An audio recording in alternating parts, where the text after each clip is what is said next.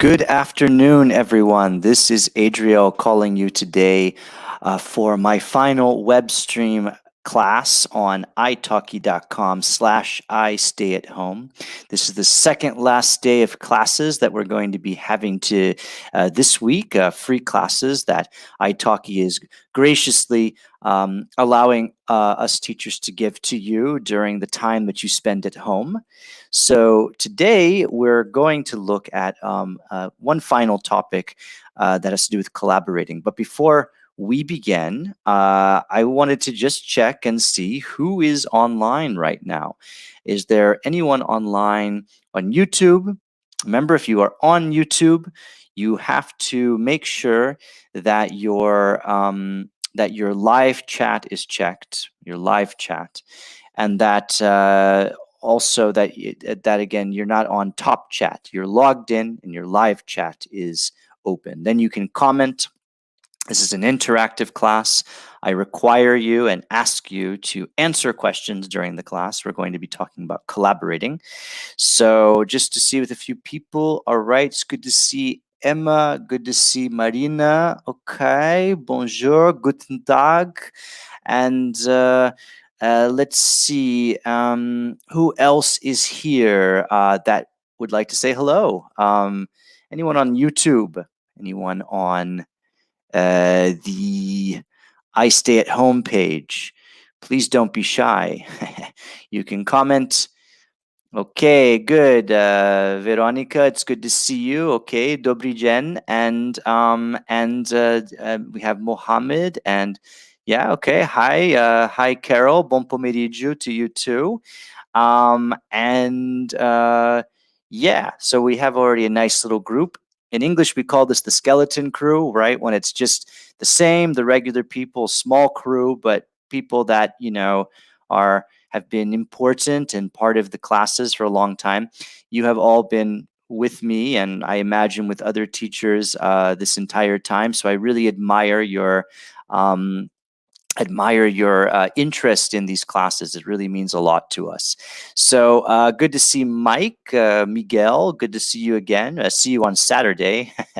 And yeah, please enjoy the class. Today we're talking about collaborating. Okay, so since we have already a very good group of people that I already know, and again, if there are people that I have not seen yet, you can tell me where you're from and or where you're calling from, because maybe you're living in another country.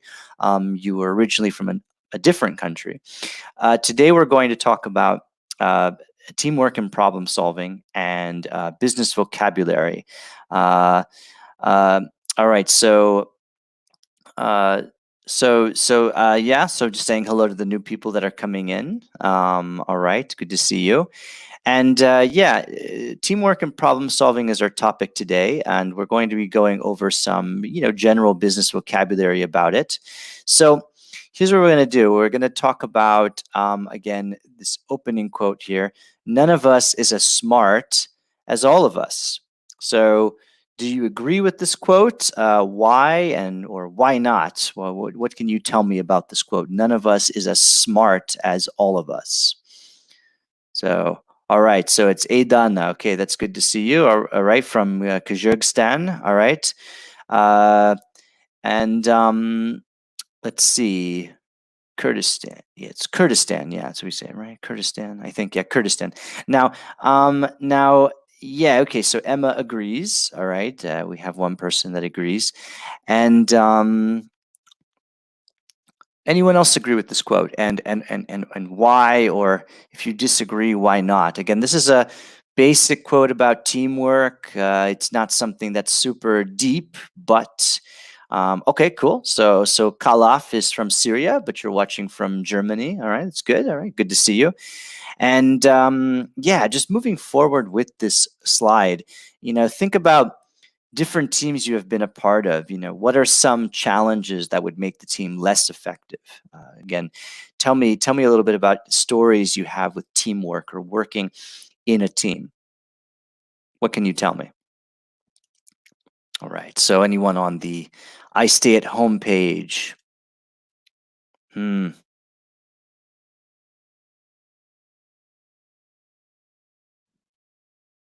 All right, I'm waiting for your comments to come in, but again, think about some challenges you might have that again make a team less effective or that make a team more effective.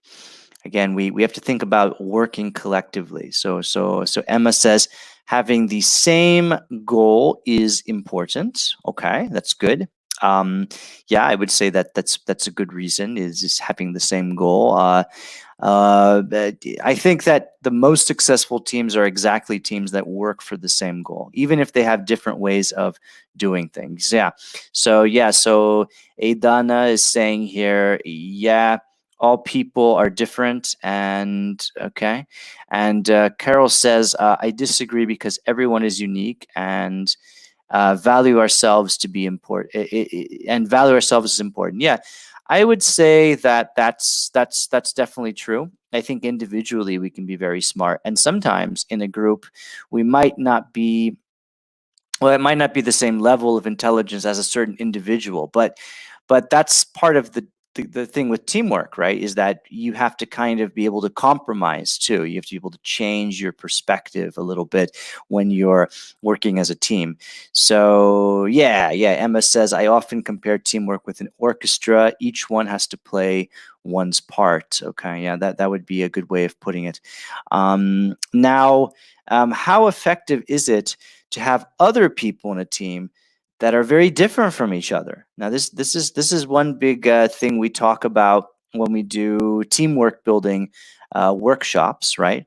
This is something that can be rather difficult. One thing um, that I've learned about teaching English and teamwork building exercises is that you would have people that they would come into enormous disagreements about one another. Even if they were all in the same field, they would find a way to compete with one another, and it could lead to a lot of confusion and problems, right?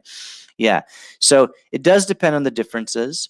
I will tell you honestly that I have learned a lot more working with people who were more different from myself, just because they had a different way of doing things and they saw things in a different way. And sometimes they were not very pleasant people to work with, but I learned a lot from them because, well, I had to learn how to do things to not make them angry, for starters.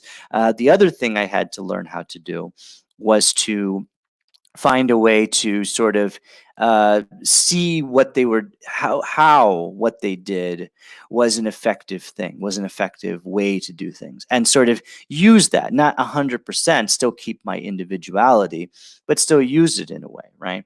Yeah. So Mohammed says you have to be tolerant. You have to accept everyone the way they are. The main thing is to achieve their common goals and to respect individual differences. Yeah.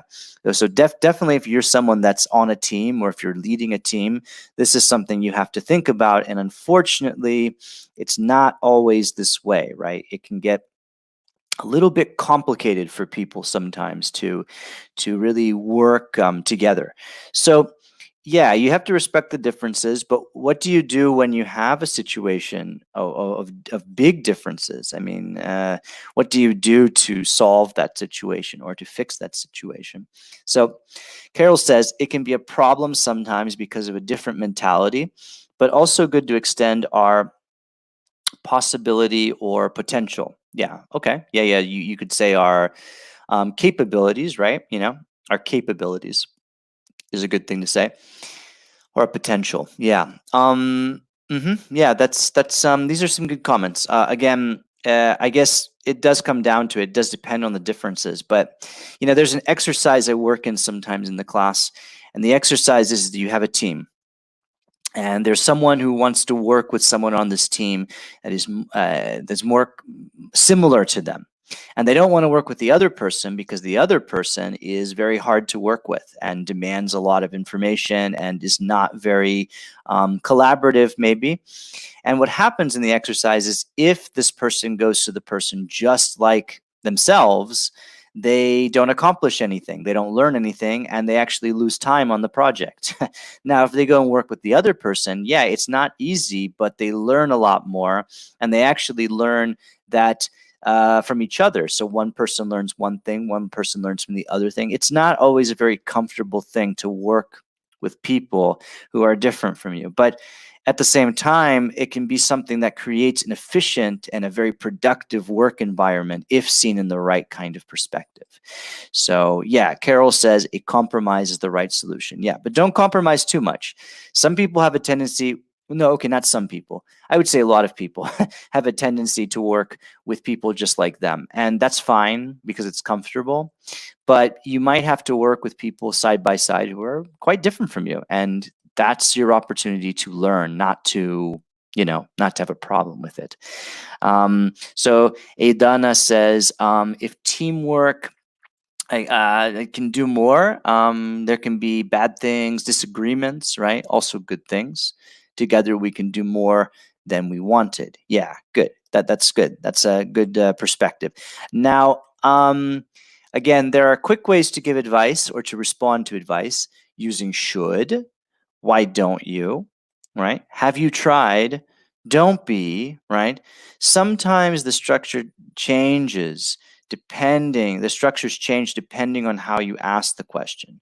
So, for example, if you say, why don't you, try, doing something, you would use the verb, right? The verb in the direct mode. If you say, have you tried doing this, right? We're using doing, we're using the gerund, right? And again, it really depends on how you ask these questions. But these are great ways to give advice or to create a work environment that's more supportive and more productive for everyone. So again, who do you expect to give you strong advice? Your boss, your friend, your parents? Who in your life typically gives you strong advice? What can you tell me about this? Gives you strong advice. Mm, yeah.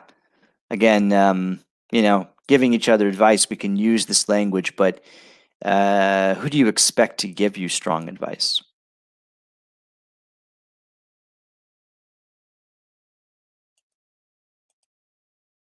So, okay, so Carol says strong advice comes from my boss, right? And my parents. Okay, yeah. So that would be one thing. Yeah, friends, partner.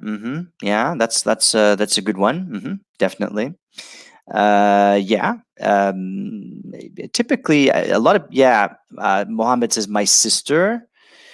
Yeah, a lot of people tend to mention family uh, over everyone else. That's an interesting perspective because, we might not necessarily tell our families about everything that we have a problem with. Some problems might be very personal and complicated. Likewise, some problems are probably problems you can't necessarily tell your boss about either, right? I think that it is good, though, for a boss, especially, to be compassionate because if a boss is seeing that you're not doing as well as usual, maybe the boss has to see, is there something going on in your personal life, right? And unfortunately, oftentimes there can be a misunderstanding about this that, oh yes, you can leave your personal life at home. That's not true. That's not true. It's happened to people where they have so many personal problems going on, they cannot focus and work correctly anymore. So that's part of the big problem. So yeah, people say friends and families. Yeah, it depends on the situation. Yeah. Advice from friends comes only when I ask them to give me advice. Yeah, to give it to me, you could say maybe. Yeah, again, some people are going to say something different. Some people might say that it's better to get advice from, your family or your friends, depending on the situation. But I think that it's important for people to be also open about something that maybe you are having, maybe you need advice on. You're having a problem with something, so you never know. There there can be all kinds of situations and all kinds of different contexts, right? So just to continue here, uh, let's talk about being decisive. So we talk about getting advice and we make decisions, right? So part of what we're going to talk about today is making decisions, working together on a team, solving problems. This is a sort of a general workshop here today. So let's think about these following situations. And this is where I need your answer to find maybe the conclusion to these situations. Do you decide yes, no, or depends, right? So you're writing an important paper. The deadline is tomorrow, but it's your partner's birthday. Do you work late or finish it? What do you do in this situation?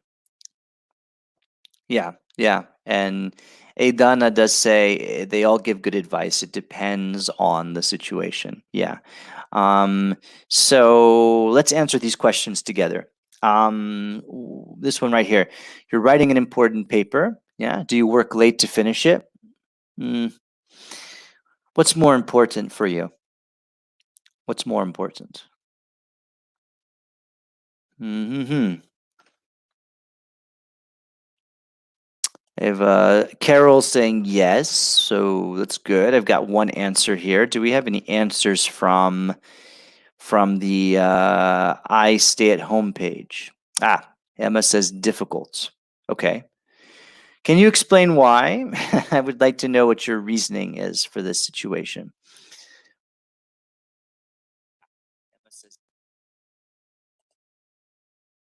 Okay, so Marina says, I will work late to finish.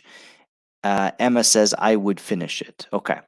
Yeah, I guess in this situation, it's sort of a metaphor for work-life balance, right? We might have a situation that we have to work, but we also have important personal obligations.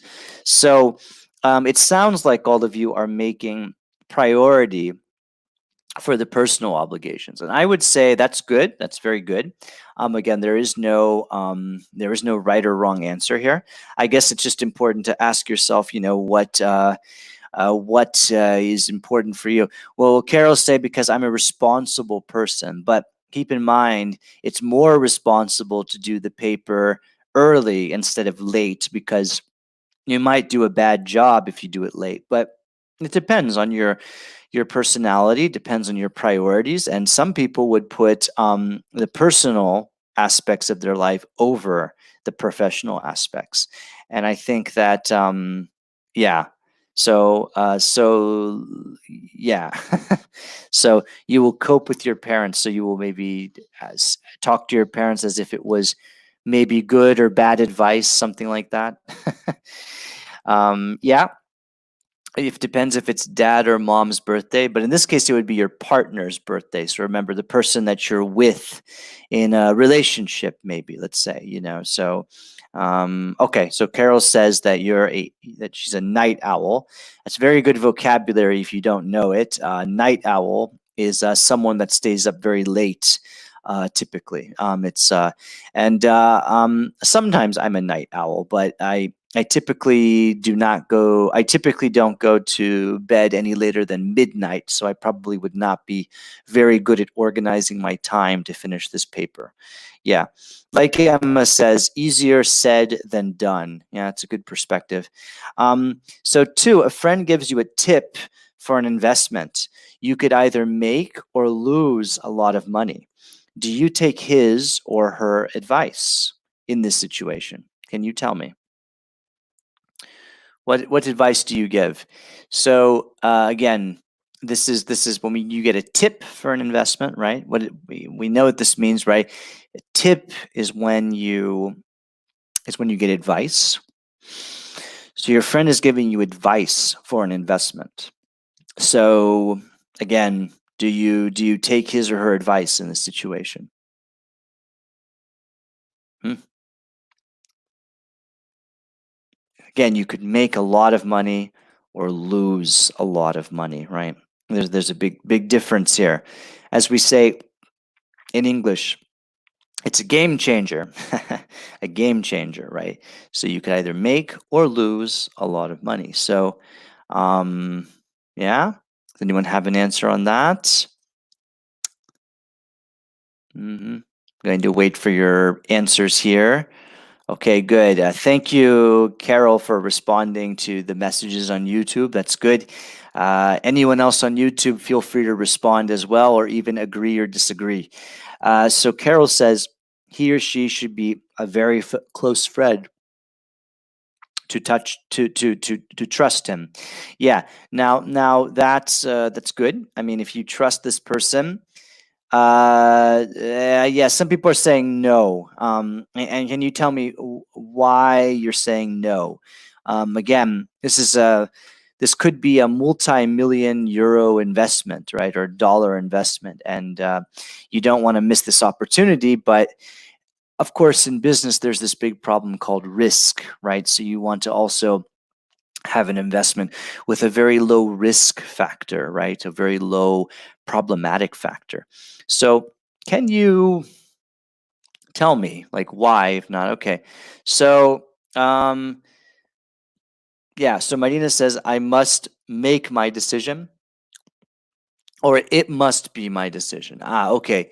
So, well, keep in mind it's you that's making the decision, right? You're only getting a tip from a friend, you're getting advice from a friend.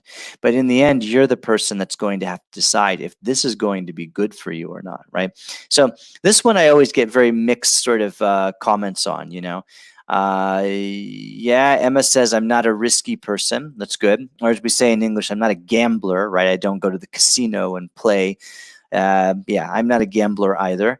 Yeah, Veronica says, I will be afraid. Okay. You would be afraid.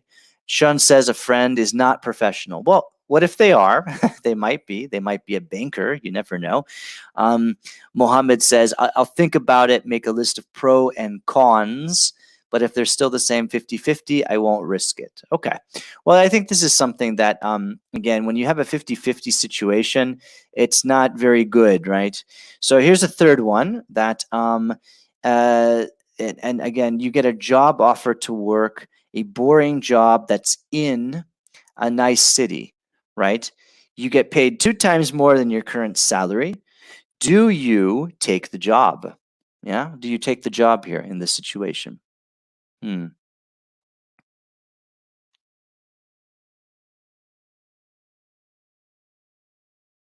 Again, it's a boring job, so not a very interesting job, a very uninteresting job in a nice city.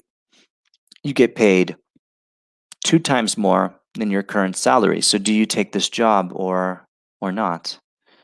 Okay. Um all right. So Sean says, it is perfect for me. Okay. Emma says I would take the job for some time. Hmm. Okay. Carol says now yes because I need the money. Yeah. Yeah. Yeah, I think a lot of people would say but Mohammed says not at all. Life is too short. Yeah. So there's some pretty good comments here. I mean, yeah, you have to think about the overall. Again, this isn't so much a 50-50 situation, right? But you might have a contract that you have to make sure you do this contract. You know, maybe you can't leave this job. Maybe you go to this city because the job is not so interesting, but the city is what interests you. So maybe some people would always say, oh, maybe I could find a job in another in the city, another job later, right? Yeah, that's true. You could do that. I think that that's important to think about.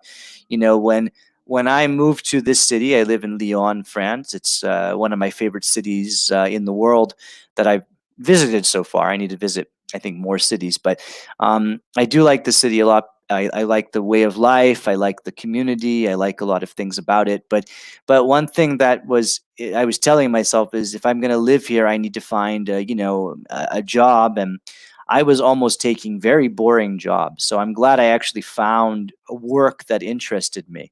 But I was already going for the city. I wasn't going for the job. That's the big difference, right? So if we go for the job over the city, it depends, right? So let's see. I have a few other people. Um, Sean says I can distract myself in the city. Marina says, for example, Luxembourg. Yeah, which Luxembourg City is a beautiful, beautiful city, and be probably a wonderful city to live in. But I probably would think about the city first, yeah, and then try to find the job. It just depends, though. Some cities are very small, so there's very limited job options. And then depending on your work experience, or maybe if you don't speak the language fluently, or it's your second or third language, you might have some limitations getting the job. So there's a lot of factors, right? Emma says, unfortunately, we can't have all in our life. I can't have all in life, you say. There are nice and less nice aspects, yeah. And Marina says, after Russia, I now have a very boring job. Okay, so, well, it's okay. I mean, again, everybody has to work one way or another, so we can't always have the most exciting job, but maybe we can do things to make our life exciting. Maybe we live in an exciting city, or we do something exciting like volunteer work, or we learn how to dance, or learn how to play music, or join a group that goes hiking in nature, right? There's always ways we can make our life more interesting if the job is not interesting, right? We say in English, well, I do at least. I don't know if everybody says that, but I like to say your job does not define you, right? You're not defined by your job. You are so much more than your job every time. So that's something to keep in mind every time. So just continuing here. So when we make a big decision, we organize the following ideas. The first thing is the objectives. We have to define the objectives. Then we have priorities. We have to choose them carefully. The analysis, we collect all of the data we need. Alternatives, we consider our options. Pros and cons, we monitor the effects, and the final decision, which is implemented. So, which of these are the most important decisions, and which of these are the least important? Again, not decisions, but ideas. Which of these ideas are more important and less important? Yeah. So Carol's saying today is a period of crisis, and refusing a job is difficult. Yeah, I would say that's true. I would say a lot of us are in that same situation, that we can't, pick and choose jobs. If we get a job, we take the job because it's better than having no job, right? Well, it's a crisis, so it's a period of transition. It's a period of, doing things differently. And as all crises go, this one too shall pass. So hopefully, you will keep getting on the right track, promotion professionally, right? This is what's important, um, so of these ideas, when you come to making a big decision, which of these to you are the most important? Again, can you sort of share this with me? Which of these do you put at the top of your list, and which of these do you put at the bottom of your list?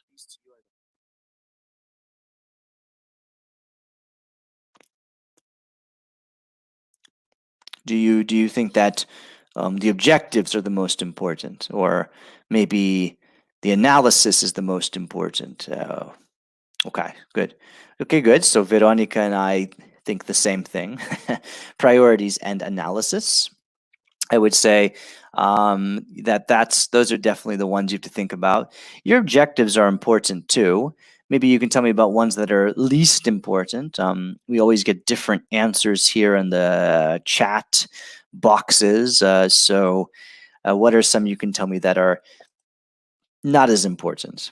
Okay, good. So Emma's asking about, defining the word monitor or and implement. So remember, if you're all commenting, you can also help each other in the chat box. Sort of, it's a good thing to help each other, but I'll help you there. When we monitor the effects, right, we're looking at, we're witnessing the effects. And when we implement, it means we're putting it into practice, right? We're putting it into work. So monitoring and implementing, right? It's part of the scientific process, of course, but any technical process that we have, we will definitely go through all of these steps if there's a certain result we want to achieve. We make our final decision, and then we hope for the best. That's the important thing. So let's see. So Sean says, I want all of them. And Veronica says, my biggest problem is I'm too indecisive. Okay, yeah. Carol says, collecting all of the data is very important to have a clear, maybe clear, yeah, well, you could say perspective, right? Clear perspective. Yeah, data collection is important. It depends on what you're trying to do. I feel like one thing that's hard to do is to make your decision, of course, but that's why we go through these following ideas. And a lot of people they tend not to do that. I mean, we're talking about business English here, so going through the process of actually developing a system that works the way you want it to work. But imagine, like, something as simple as organizing your week, for example. Or how about something even more simple, deciding whether or not to go, to go away for the weekend, this, before the crisis, or to go to the park if you can during the crisis. We could still go through all of these things. We don't necessarily do that, but if we write things down on a piece of paper, we could actually find a lot of information, that we didn't have in front of us. Same thing goes when you're applying for a new job. Same thing goes when you're maybe in a relationship that isn't working very well, or maybe you want to start a relationship, or maybe you want to change companies. There's a lot of, maybe you want to adopt a child, or adopt a dog or a cat, right? All of these things could lead to you having to create this list, and we don't have a tendency to really do that as much as we should. Marina says, I would organize all of them in one circle, checking results continuously. Yeah, so that's something you would do. Yeah. Mohammed says, analysis and final decisions. Okay, yeah, cool. So yeah, we've got some good answers. It sounds like all of you are very organized. You think about all of the different aspects. This is very important. Now I'm going to continue going to the next part of the slide, and we're going to talk a little bit about solving problems, right? So, how is solving problems different from making decisions, and how are both ideas connected? Can you tell me this again, just in your best words? Can you tell me what again? Mhm.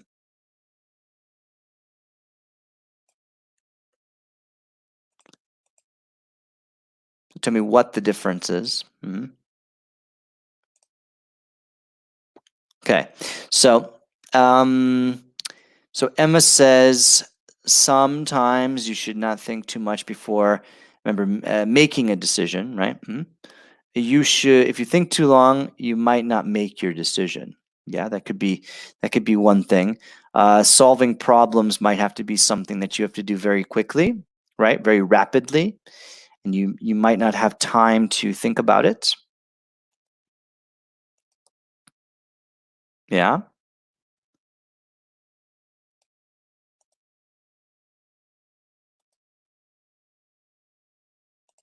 All right. So Mohammed says solving problems, there should be a problem to solve. Yeah. But sometimes making a decision might, yeah. So you can solve problems simply acting without thinking about it. Yeah, that's another thing too. The solving problems can be something, like I said, it can be very quick, right? So it also means at the same time offering or suggesting solutions.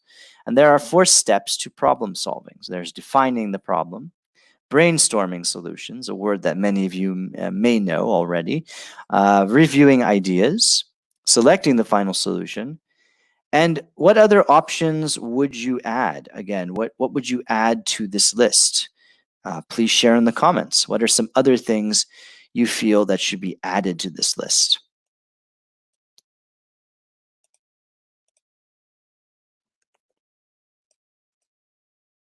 So, any other thing that maybe needs to go into this list for solving problems?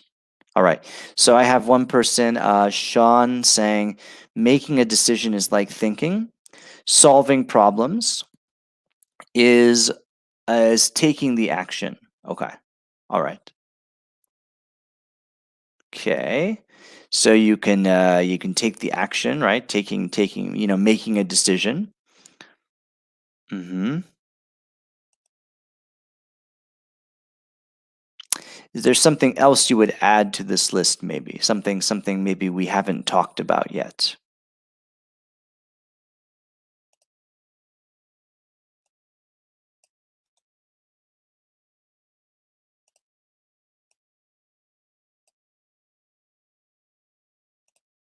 Hmm. Okay.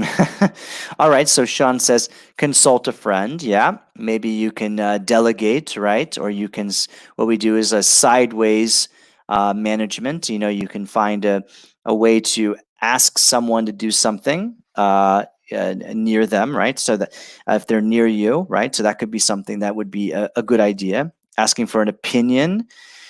Yeah, measuring the effectivity. Yeah, if it's an effective solution. So that would be kind of maybe reviewing ideas would be part of that. But yeah, looking for someone, delegating, getting a second opinion is quite a good thing. So here's the thing, just kind of looking through some functional language for decisions, we go through some interesting phrasal verbs and expressions for decision making. And I kind of wanted to know if you know what the difference is between these. So the first one, to change one's mind or to make up one's mind. What is the difference between these two? When someone says, I've changed my mind, how is it different from I've made up my mind? What is the difference here?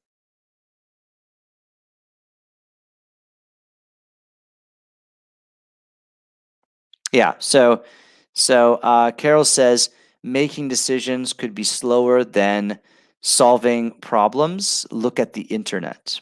So you're saying that the internet can actually create more problems. Is that what you're saying? So Emma says to change, and the other one is to decide. Yeah, basically that's it. So there's not much of it. There's a big difference. It's very similar looking vocabulary, but it's a difference there. To take into consideration or to give it a lot of thought. Yeah. What's sort of the difference here of to take into consideration versus to give it a lot of thought?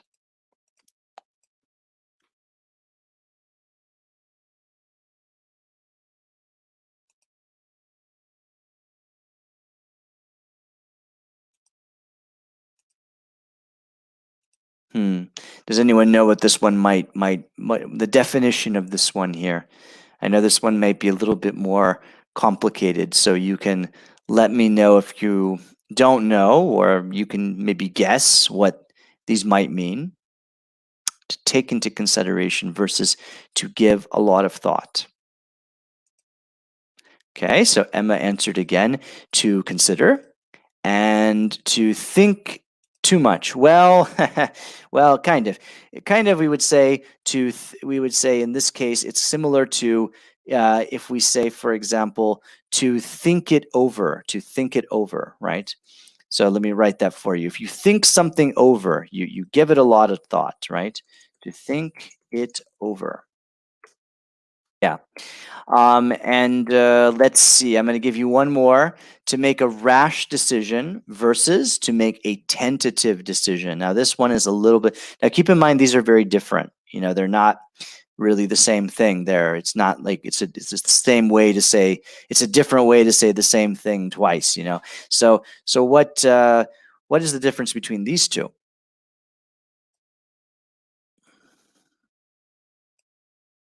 Hmm. Anyone on YouTube? Do you want to take this challenge? Try it out. These language challenges can be a little bit complicated. Right? We use these just as a verb, right? You would say, right? I'll change my mind, right? I made a rash decision. So Carol says, take into consideration could be that you consider a person. You think that a person is good and consider her ideas. Yeah, that's a good way to define it. Yeah, good, good, good. Yeah, so rash and tentative are kind of between speeds, right? You have fast and slow. Rash might even be aggressive, almost like you did it without thinking, right? You kind of just made a rash decision. A tentative decision is right is when you spend a little bit more time thinking about it. Again, it's similar to giving something a lot of thought, but it's also coming to a conclusion. Like you thought it over, you analyzed it, and then you implemented your ideas. So tentative decision means you've pretty much come to a conclusion. Okay, yeah, that's good. All right, that's pretty good stuff. So we're going to solve a problem together. So when you make decisions, right, solving problems requires our time and attention. So before we go into an exercise that I think is a lot of fun about problem solving, what are some everyday problems you face at work or with others, and how do you solve them? Tell me a little bit about these problems you see and how you find them at work. Are they easy problems to solve? Are they complicated problems? Are they problems with the team? Are they problems with the system? What exactly are the biggest problems that you face, maybe with others or at work, or even in your everyday life? What can you tell me about? Yeah.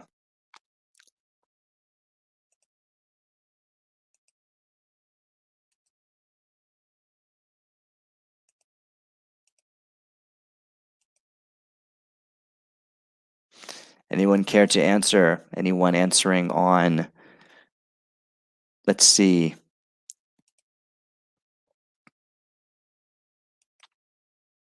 anyone on I Stay at Home or on YouTube would like to answer?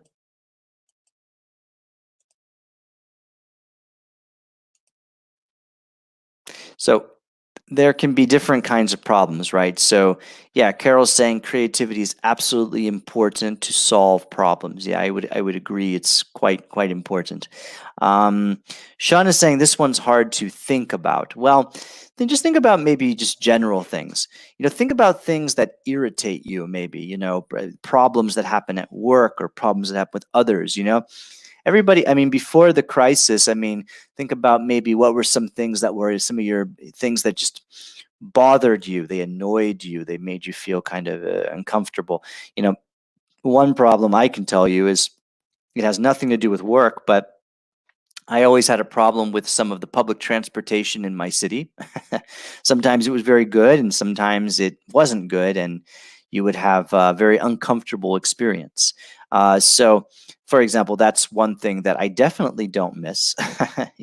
But at the same time, it's much less of a problem than maybe a public health crisis that we're having right now in France as well as many other countries, and yeah, just from the team working perspective, think about, the types of people that are on the team, the creative people or the people that can offer different perspectives. There can be, again, there are certain kinds of jobs where you have to be very technical. You can't be very creative about something. You have to really think about a lot of things, logistics and the laws and things that might affect the way that the business is run. But there are other jobs where people are pride on people solving problems through creativity, and that can be all kinds of different jobs. There's no different ones. That there's none that are so how do I say, they're sort of part of one small group. There's actually quite a lot of different kinds of jobs where you'd be better off being creative and also finding ways to go past everyday problems. So Sean is saying, again, a boss who does not think, maybe, okay, who does not listen, maybe a problem of communication. Could be.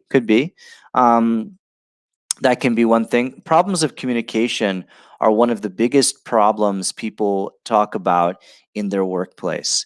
So just going to Carol, problems that I face at work are misunderstanding and bossy people. Yeah, so bossy people, people that tell you to do things and they're not very maybe respectful or nice about it or about your time. That can be a big problem employers and employees. So yeah, the idea though is finding ways to solve that. But we're not going to talk so much about that. Again, communication is a big thing. Moving forward here, we see that, imagine this, you are quarantined in your office for the weekend with two colleagues, and there's no Wi-Fi, no power, and help is on the way. So this is a game that I like to play just to see how we collaborate together and how we come to our decisions and solve problems. So you have a giant 1 kilogram packet of potato chips, one large pot of cold coffee, a laptop computer, an extra battery for the laptop, a pen, a telephone book, milk, a pair of scissors, first aid kit, and a roll of tape. So you can only choose 5 items. Which items do you choose and why? So give me a little bit of your answers here. All right, so so Christina, just answering the last question, a lack of empathy. Empathy, yeah, I would say that would be one thing. And Veronica says, sometimes different opinions to work and we are still arguing. Yeah, that can go on for a long time. It can be a big waste of time sometimes, depending on the company. So yeah, so can you tell me maybe a few things here? Can you tell me what are you going to choose during this quarantine problem? How are you going to survive the weekend with you and two colleagues without going crazy? What can you do? So tell me. Don't be shy.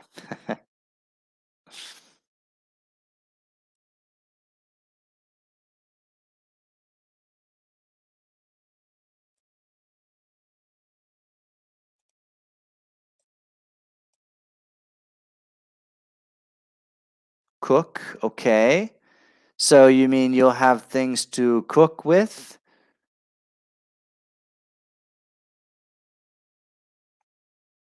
Okay, so chips, milk, first aid kit, a pen, and a pair of scissors. Okay.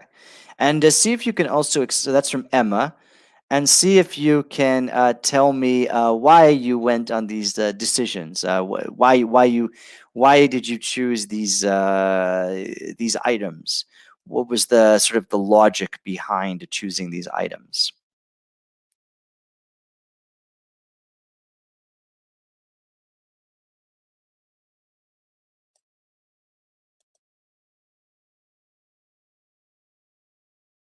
Okay, so Carol says here, coffee to stay awake and to be active, a laptop computer to chat on the internet, and scissors to kill myself when the battery dies, right? You could say dies.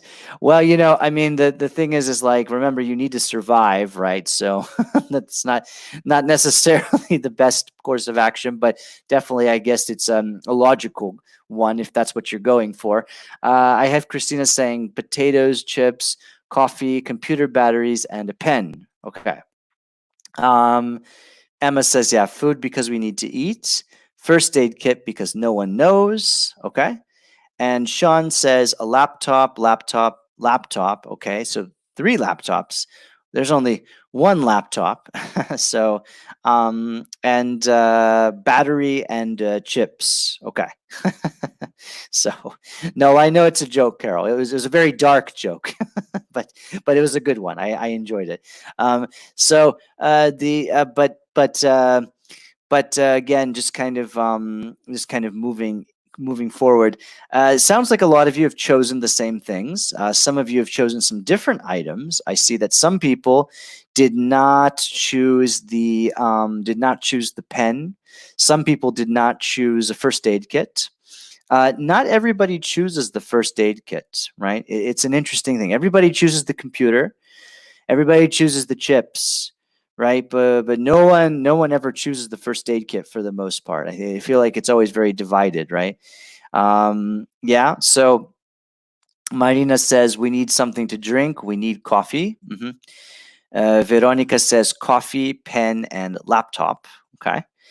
Emma says a pen to draw on the face of your colleagues when they sleep. Yeah. Okay. Well, I would say that, again, we all have funny ways to deal with the situation in the quarantine. It's good to have fun. You also don't want to have situations where you're killing each other or killing yourself, right? So that's kind of why, again, like Emma said, first aid kit, because you never know. I would say that's one that many people go for.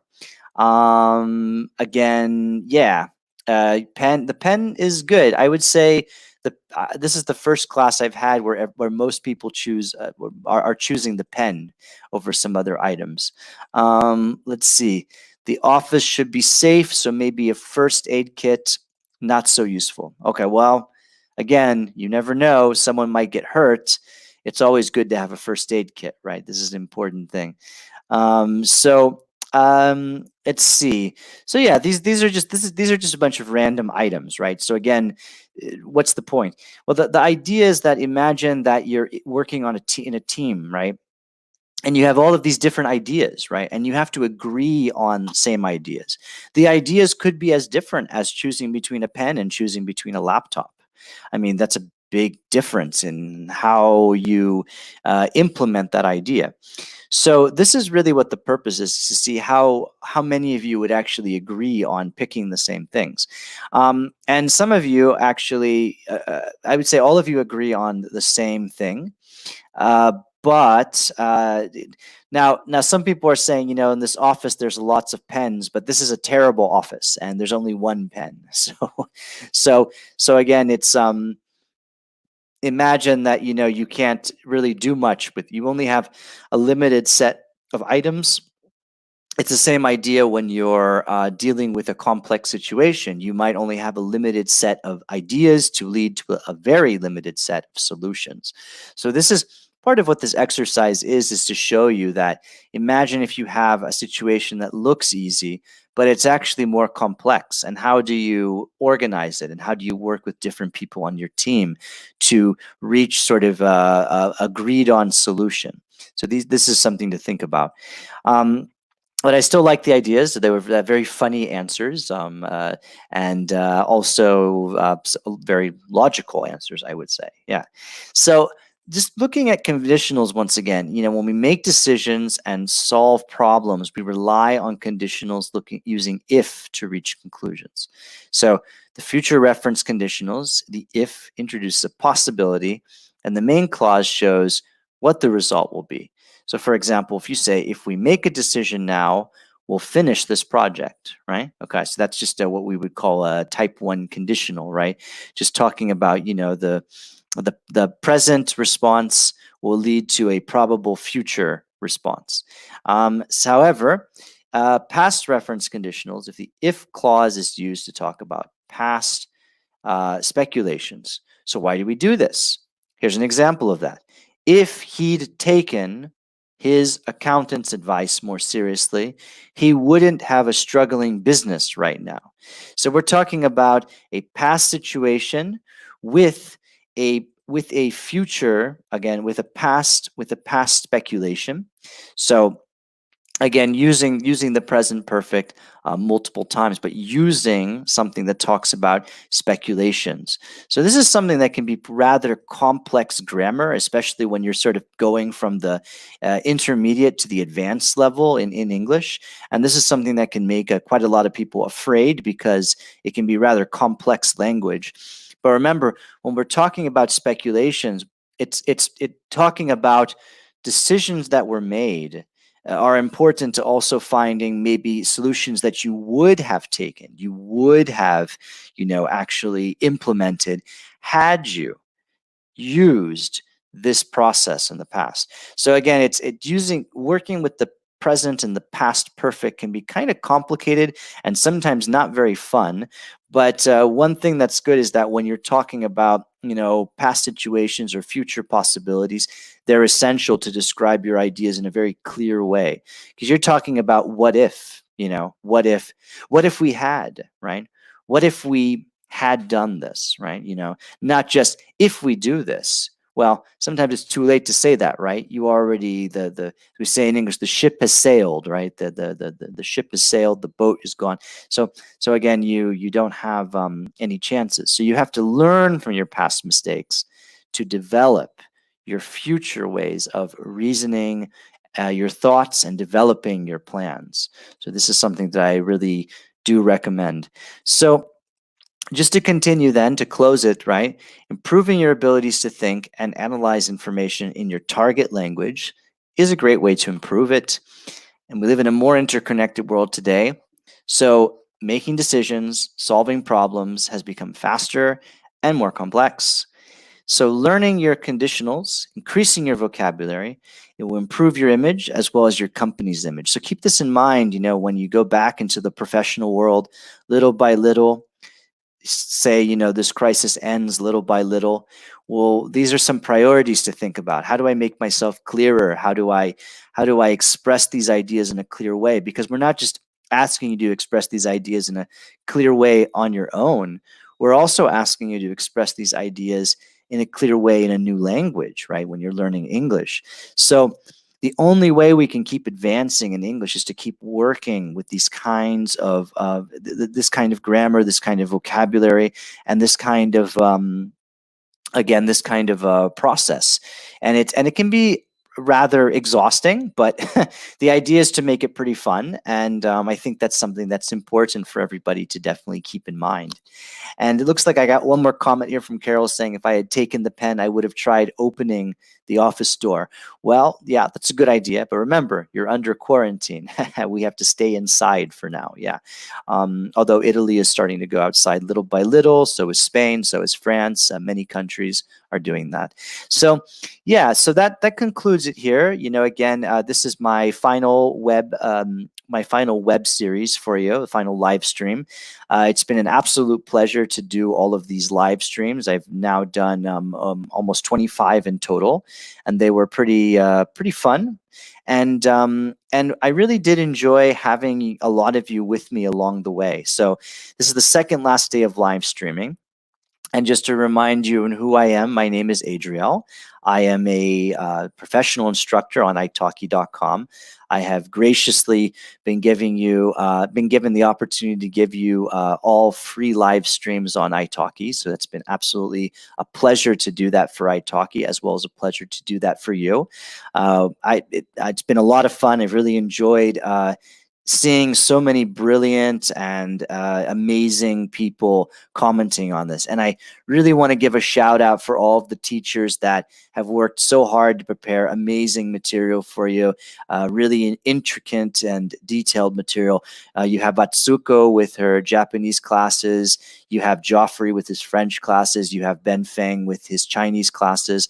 Then you have Karen with the pronunciation wizard, I would say, and you have Naz with really amazing sort of just different ways of looking at the language in really detailed ways, and Claire with her really amazing business classes, and Yemi with multicultural, socio-political classes.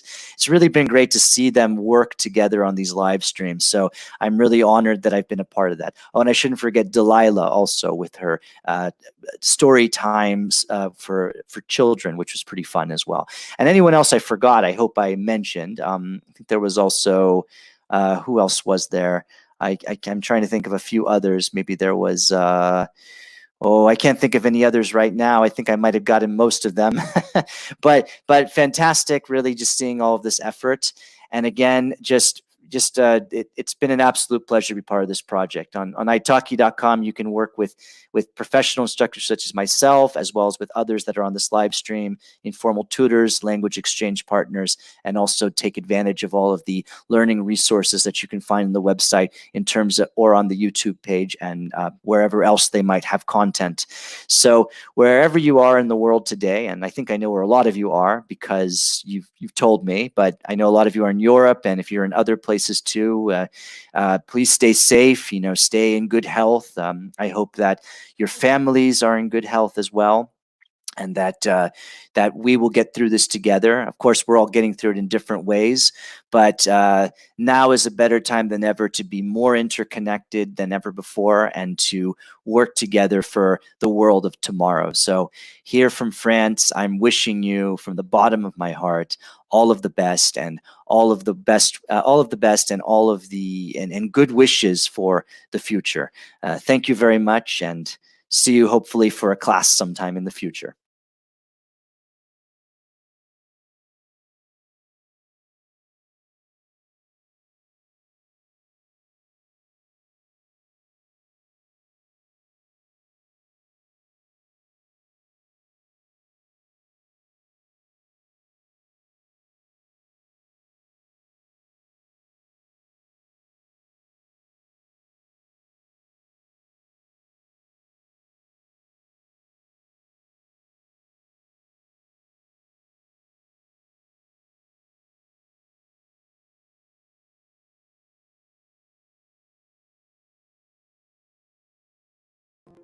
I was hooked. I'd found the ultimate formula for learning a language from scratch and staying motivated. I would book a holiday in a new country in 1 year's time so that I could put the language into practice. I did the same with Japanese, French, German, Russian, Czech, and Hungarian, and even explored Chinese, Thai, Serbian, Farsi, and Sicilian. From this process, I made so many valuable friendships and connections that has improved not only my communication, but also my confidence. Whether I'm watching the news in German, reading about Italian politics, speaking to my cats in Norwegian, on the phone to my friends in Bergen, or watching fitness and nutrition videos in Czech, I find a way to get at least some practice of one of the languages every day. I found the best way to stay motivated is to align my interests with my language learning, and in that way it doesn't take over my whole life, which people often believe. I find this way of learning on italki so much fun.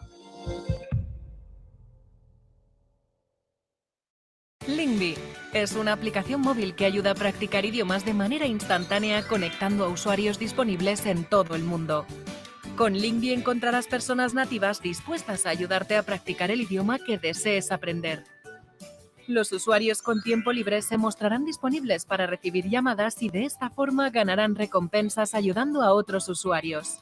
Así es como conectamos personas de forma colaborativa y gratuita en nuestra aplicación. Únete a nuestra comunidad, haz nuevos amigos y mejora en todos los idiomas que quieras. Descarga Lingvi y practiquemos juntos. Este es Peter. Está aprendiendo chino. Ha intentado estudiar por su cuenta con libros, tarjetas de vocabulario y aplicaciones móviles, pero sigue teniendo problemas para hablar. Esta es María. Le encanta aprender inglés, pero no tiene oportunidades para ponerlo en práctica. Con italki, Peter y María pueden recibir clases personales online para hablar con fluidez en otro idioma. Tú también puedes aprender un idioma en italki. Empieza hoy en 3 simples pasos. Primero, elige un idioma: inglés, alemán, chino, francés, japonés. Italki tiene profesores para cualquier idioma. Segundo, escoge un profesor. Con italki puedes escoger entre miles de profesores con experiencia de todo el mundo. Tercero, elige el horario de tu lección. Las clases de idiomas online son el mejor método para aprender con profesores nativos. Con italki tendrás un profesor de idiomas personal y conversaciones reales con hablantes nativos. Cada día miles de personas aprenden con profesores internacionales a través de italki. Encuentra un profesor hoy y domina el idioma de tu lección.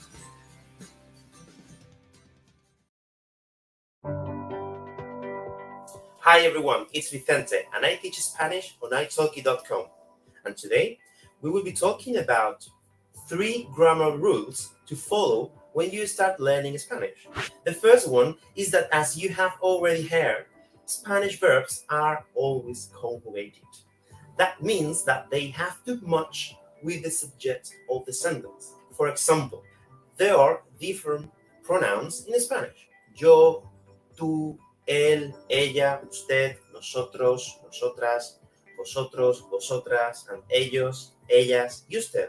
All these pronouns have their own conjugations, and it's very common for beginners to mix them up. So remember this. When you start to conjugate the verbs, they have to match. The second rule is very important as well. The Spanish nouns and adjectives has to be in the same level. Let me explain you this. If you have a noun that is feminine and plural, for example, las mujeres, the adjective that you have to use right after the noun has to be feminine and plural as well. For example, las mujeres españolas. It is the same with the articles las, female and plural. We use this article because, as I say, it's female and plural. The third rule I already mentioned before, and be careful, English speakers, because the adjectives in Spanish go after the noun, not before like in English. This is very common for students that learn Spanish and already speak or know English. When I say it, las mujeres españolas, españolas is the adjective, and I put it after las mujeres. In English, it would be the Spanish woman, but not in Spanish. Okay, there are some occasions where the adjectives go before the nouns. That is true, but normally this use comes out at intermediate level or advanced level, so do not worry when you are a beginner. Thanks for watching this video, and don't forget to subscribe to the italki YouTube channel over here. Take a lesson with me on italki.com by clicking on my teacher profile link in the description. Hasta luego!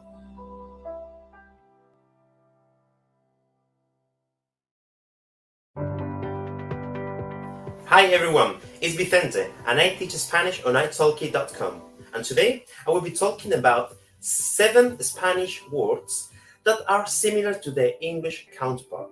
These words are also known as cognates. What a cognate is? A cognate is a word that has the same linguistic derivation that another word, and it looks similar, and when you pronounce it, it sounds almost the same. And here I will give you 7 cognates so you can use them in Spanish as well. The first one is alcohol in Spanish. Guess you know what it means, because it sounds pretty similar than in English, doesn't it? Number 2 is conclusión. This one has a different pronunciation in Spanish, but you will understand definitely when you start learning Spanish. Number 3, hobby. This one is completely similar. We basically took this word from English. Number 4, individual. Of course, it's the same word, just different pronunciation. The next one, number 5, is piercing. Yes, we use this word with the same pronunciation and meaning. Next one, number 6, is informal.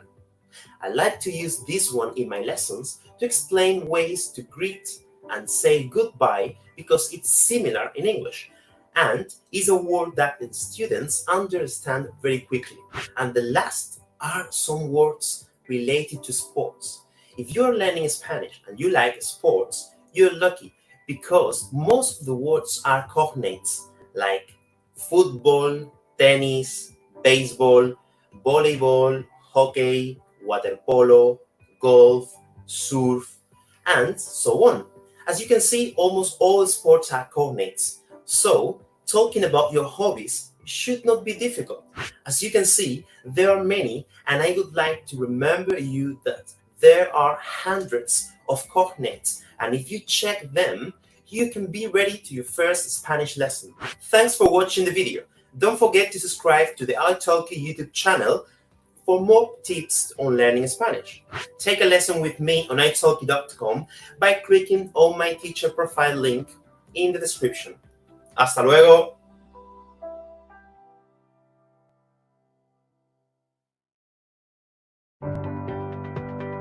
Hi everyone, it's Caroline here, and I teach English on italki. Today I am going to be talking about business idioms, or idioms you might hear in your office or in your workplace.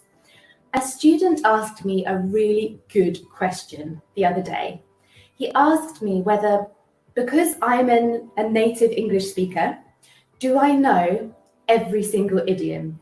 And the answer is no. Idioms are phrases or expressions that come from a particular place or a particular age group. So idioms are different in the UK to idioms in the United States. I have chosen 5 business idioms to talk to you about today, and you may hear them in an office in the UK or in the States. So hopefully they will be super useful for you. Idiom number 1 is the big picture. Imagine you go into a meeting and your boss says to you, "You've lost sight of the big picture." What does that mean? That means that you are thinking too much about the small details of the project, and you are so interested in those little details that you don't remember what it is you're trying to achieve. So always keep sight of the big picture. The second idiom is to go the extra mile. Now imagine you're in an interview and the interviewer says to you that they are looking for someone who always goes the extra mile. What does that mean? Does it mean they want you to run around the office every day? No, it means they want you to do more than just what is in the job description. They want you to go that little bit further and to take on extra responsibilities. That is going the extra mile. The third idiom is a win-win situation. A win-win situation means everybody gains something. A really good example of this is these videos that I'm making for italki. Italki gains some content for their website, some lessons for their learners, and I have a platform where students can see me and book lessons with me. It's a win-win. Italki wins and Caroline wins. The fourth idiom is word of mouth. So an example of this is, think about how you found out about italki. Did you find italki by searching on Google, or did you find italki because one of your friends recommended it to you? Recommendations from friends are word of mouth. It can be positive or it can be negative. If your company gets bad word of mouth, it is going to be a very difficult time for your company because people really listen to the opinions of their friends. So make sure whatever you do, you have good word of mouth about it. The fifth and final business idiom is to touch base. My manager used to say this to me a lot. To touch base means to have a very quick and short meeting about a project or something that you are working on. It might only be 5 minutes of your time, but in that time, you will check that your understanding of the project is the same as your manager's understanding of the project. So I have a challenge for you. In your next lesson, I want you to ask your teacher if you can touch base about what you have learned in your lessons so far. This could be 5 minutes at the end of the lesson where you review all of the different subjects that you have been studying. You're touching base about the things you have covered so far. Thank you so much for watching this video. Don't forget to subscribe to italki by clicking somewhere. And you can take a lesson with me by clicking on my teacher profile in the description box. Have a good day, everyone. Bye.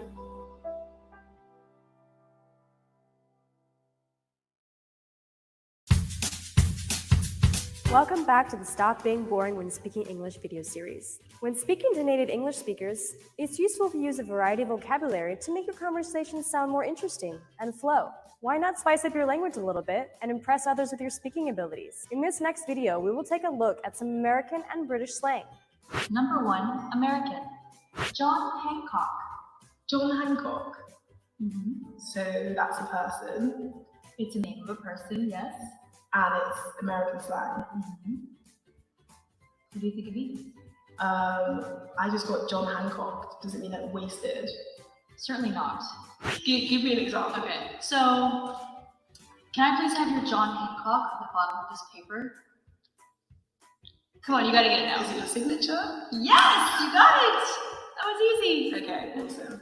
Number 1, British. Peak. What does peak mean? Like, taking a peek.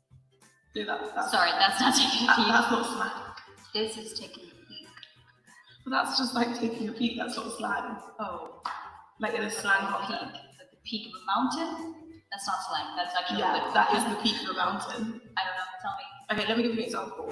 So say you go out one night and you lose your purse, your keys, Is it like the most horrible situation you can be in? Yeah, exactly. You'd be like, that's so peak. You'd be like, oh, yeah. How was your night? It was so peak. I just got fired. That's so peak. Exactly. So it's like the peak of badness, I guess. Oh, I got it. Yeah, okay. So the peak. 2, American. Jacked. Jacked. Does that mean like hench? What does hench mean? Like say you go to the gym. Don't answer back with a slang word. So the British equivalent of jacked would be hench, I think. So if someone's like really ripped. Yes, exactly. Okay. So hench. Go to the gym, work out a They're lot. like, whoa, look at him, he's so jacked. We would say hench. Number 2, British. Peng. Peng. Hang. Peng. P-E-N-G. Peng. Like someone being hanged on the head with something? Or Peng. just thinking of bang and hang. Similar, I don't know. I guess they're a little similar. Hi everyone, it's Nas on the second last day of our live streams on YouTube. All right, so let's get cracking. Okay, today we're going to do people idioms. By the way, I'm pretty certain that most of you guys know who I am by now. I've done quite a few of these. I'm Nas. I tutor IELTS and PTE on italki, but I'm also pretty good at teaching grammar because it's what I have been doing for the last 10 years internationally, so in China and in Turkey. And anyway, I do need to teach my IELTS students grammar from time to time. But today we're going to have a fun class and we're going to focus on people idioms. And tomorrow we're doing idioms again, less common idioms. And let me know if there's anything else you guys would like me to add into the class. Right, since we always seem to run out of time, let's get cracking. Okay, for any of you who are in the class, please answer the questions in the chat. The more interaction there is, the more fun we have in the class, guys. So I want to get to know you guys because we seem to have new students all the time. So getting to know you. If you were sent to live on a space station for 3 months and allowed to bring only one personal item with you, what would it be? So space station, 3 whole months, 90 odd days, and one personal item. What would it be? Next question. If you had 1 extra hour of free time every day, how would you use it? Would you go to the gym? Would you read? Would you watch Money Heist? All right. So both of these, guys, if you've been following my lessons, you would realize by now that these are our, yes, second conditionals, because you are not really going to be sent to live on a space station for 3 months. The chances are minimal. So this is our hypothetical conditional. Fantastic if you guys got that. All right. And if you had 1 extra hour of free time every day, how would you use it? Look, this could happen. So we could use a first conditional if I have, but let's use the second conditional. But more important, I just want to know your answers, okay? And I'm coming to the chat to have a look after I do the next set. But please start typing. I love to read the comments. What do you do when you are procrastinating? Now, if you guys are not sure what procrastinating is, it's when you have something to do and you put it off. You find excuses to do something else. For example, maybe sometimes I need to cook, but I'm lazy, so I go and I do something else, like, watch Money Heist or fool around on the internet, checking Facebook and Instagram. When I'm putting off a task that I don't want to do. I would say that my go-to distraction, the thing I do when I'm procrastinating, is really to go and play around on Instagram. It's terrible. The next one, if you were a teacher, so again, hypothetical, what would you teach? Would you teach English? Would you teach mathematics? I teach English, but let's assume that I had to choose something else. Let's see, what else would I teach? I've taught writing workshops because I have won a couple international writing competitions. And I've facilitated writing workshops. So I've taught creative writing, how to write a novel from beginning to end. What else am I capable of teaching? Maybe cooking. I'm not that bad. All right. Let's take a look at what you guys have to say. Oops, let me stop sharing. Right, let's take a look at the comments, if we have any comments so far. Okay, and right. Hi, David. Thank you for joining. Right, I'm just going to look at the comments, guys. If you can just keep adding comments. And I'm going to also check our live stream. All right.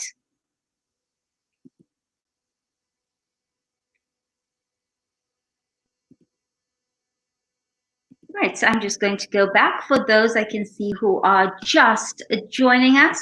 All right, and you can answer these questions in the chat at your leisure.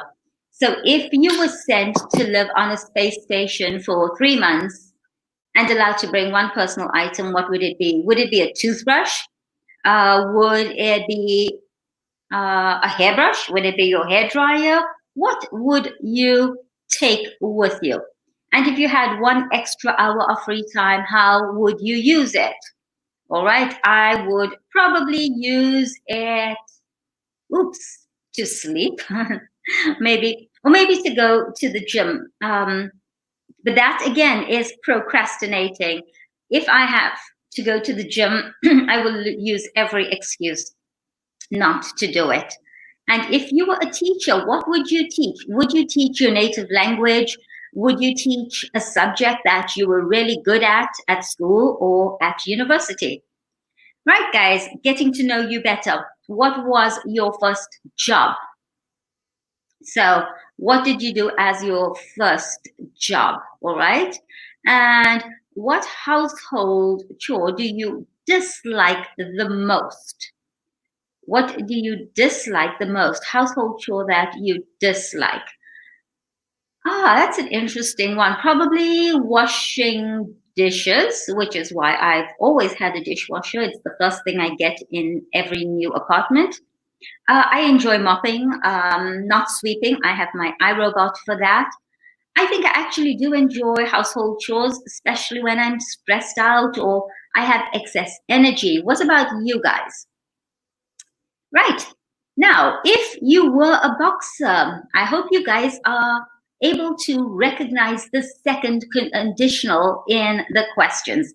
So if you were a boxer, what entrance song would you play? For me, it's simple. It's Rocky, Eye of the Tiger, one of my favorite songs. But what about you guys? All right, let me know. And if you could instantly become fluent in another language, again, we're looking at our second conditional. So not English. Which language would you choose? For me, it's simple, Italian, because I'm lazy to learn it. I get by, but I'm lazy. So if you could instantly become fluent in another language, not English, which language would you choose? All right. Last getting to know you question, and then we're going to get into our idioms. It's your birthday and you get to have anything for dinner, anything that you want.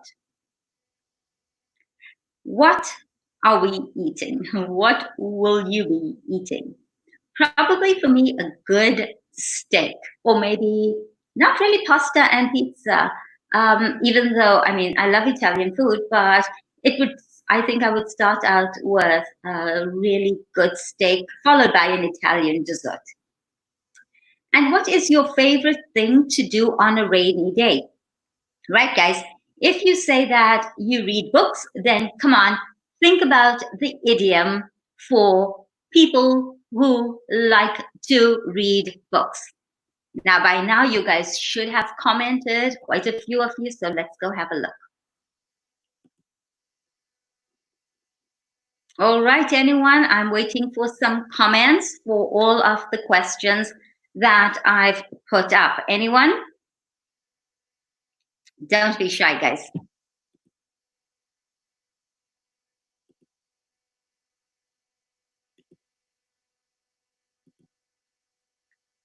Right, so a couple of those questions, guys. What would you do on a rainy day? What would you do? What do you enjoy doing? Reading books. So if it's books, what's the idiom? Anyone? Bookworm. All right. If you guys can just let me know who is in the chat and where you are from. All right, guys.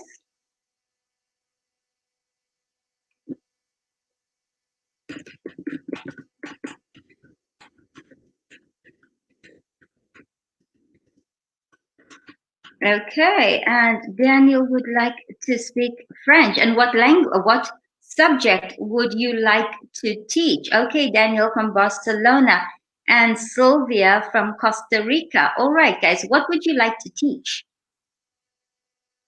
If you could teach any language, any subject, what would you teach? If you were a teacher, so if I were a teacher, let's look at the grammar, I would teach, all right.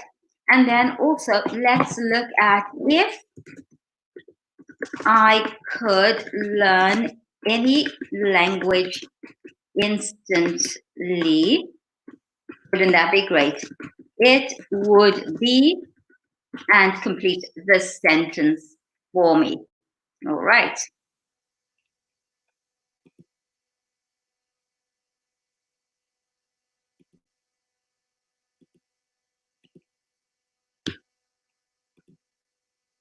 What's your favorite thing to do on a rainy day, guys?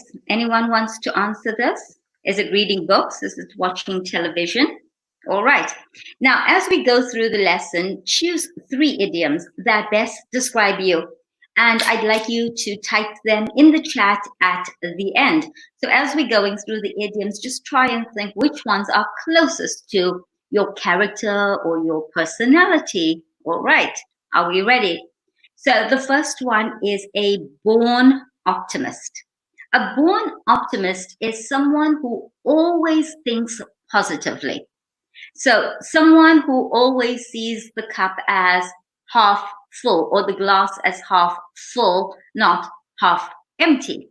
So we get optimists who see the glass as half full. And then we get pessimists who see the glass as half empty. And then we get the realists who simply see what's in the glass. Are you a born optimist? Are you a born pessimist?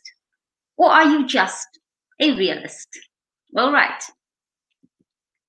So who is a born optimist? Right.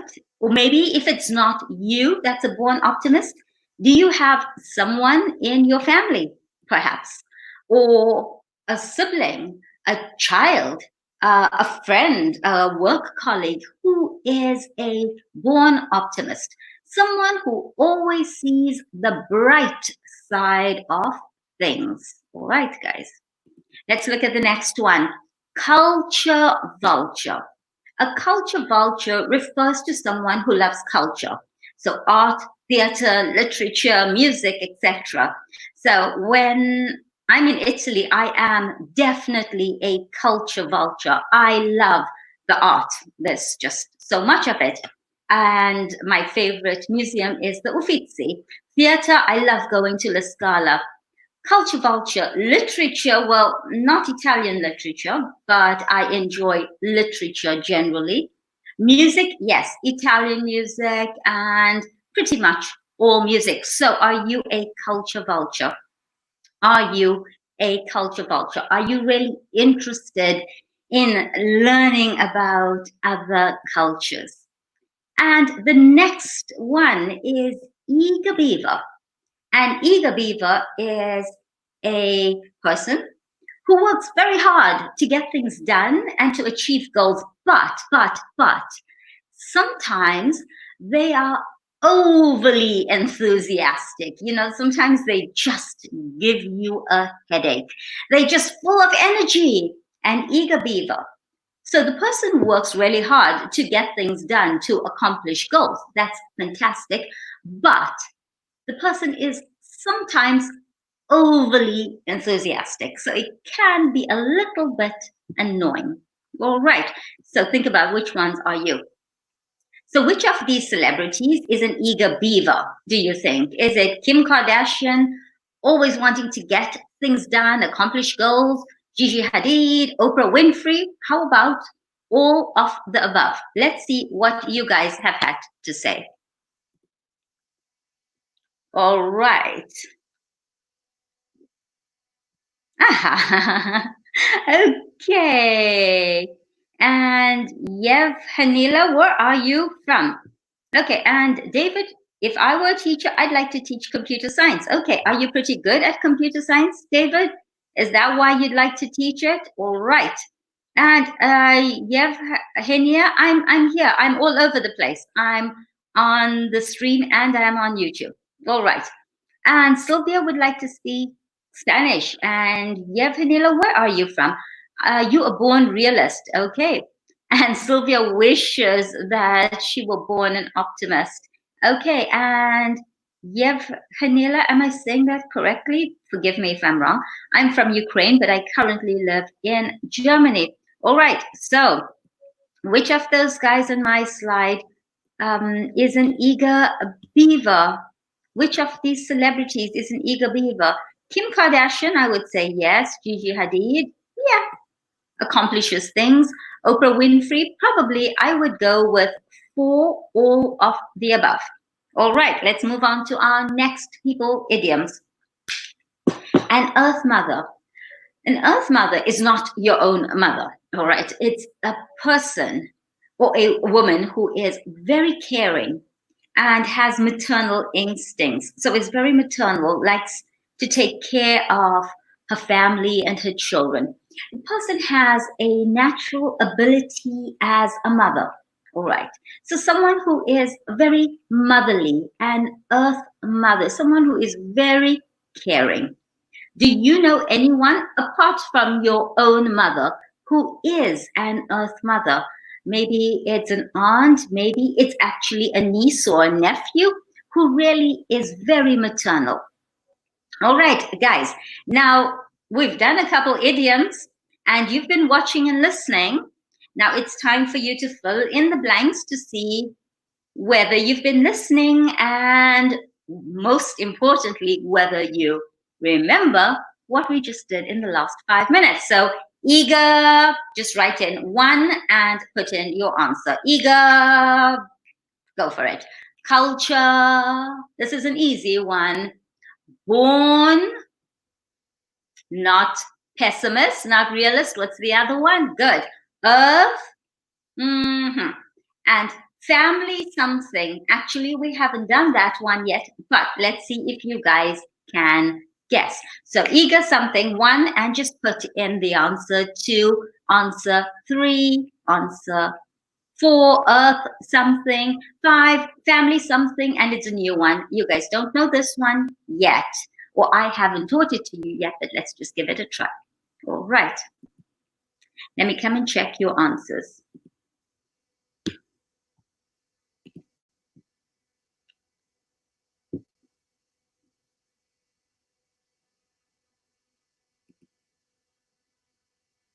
Okay, let's have a look. 5, friend, family, friend.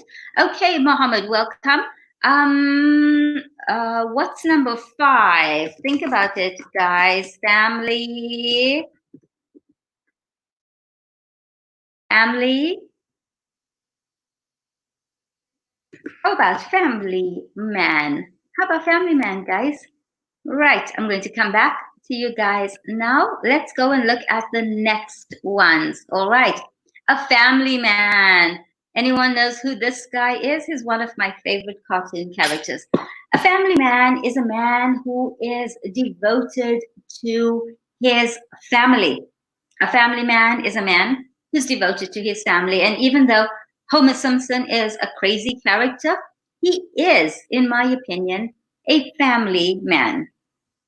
So, which of these men is a family man? Is it George Clooney or Leonardo DiCaprio? Which one is it? George Clooney or Leonardo DiCaprio? Which one of these men is a family man? All right, guys. So, let's see what you have there.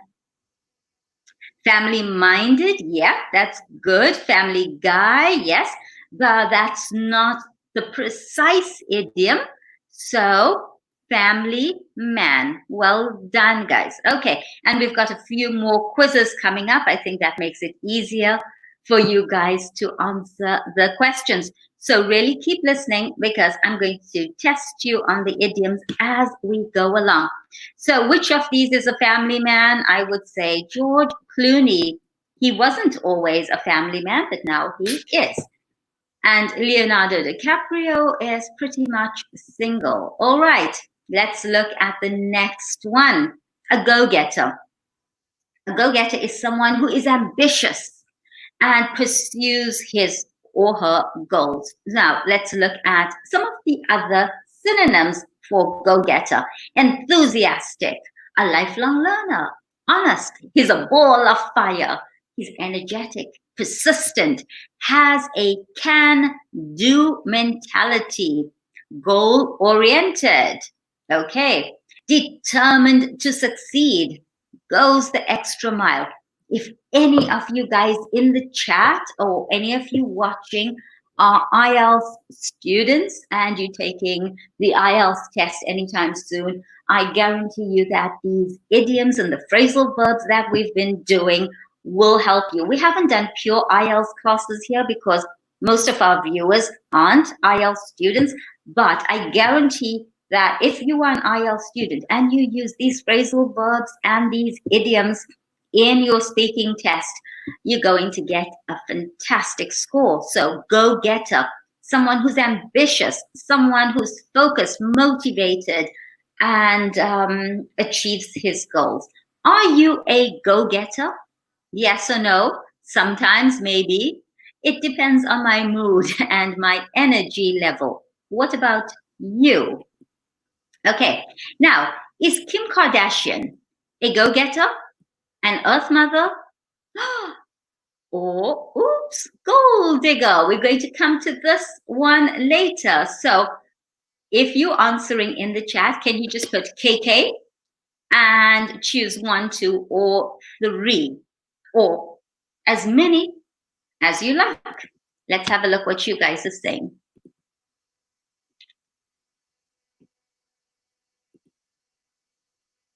Okay.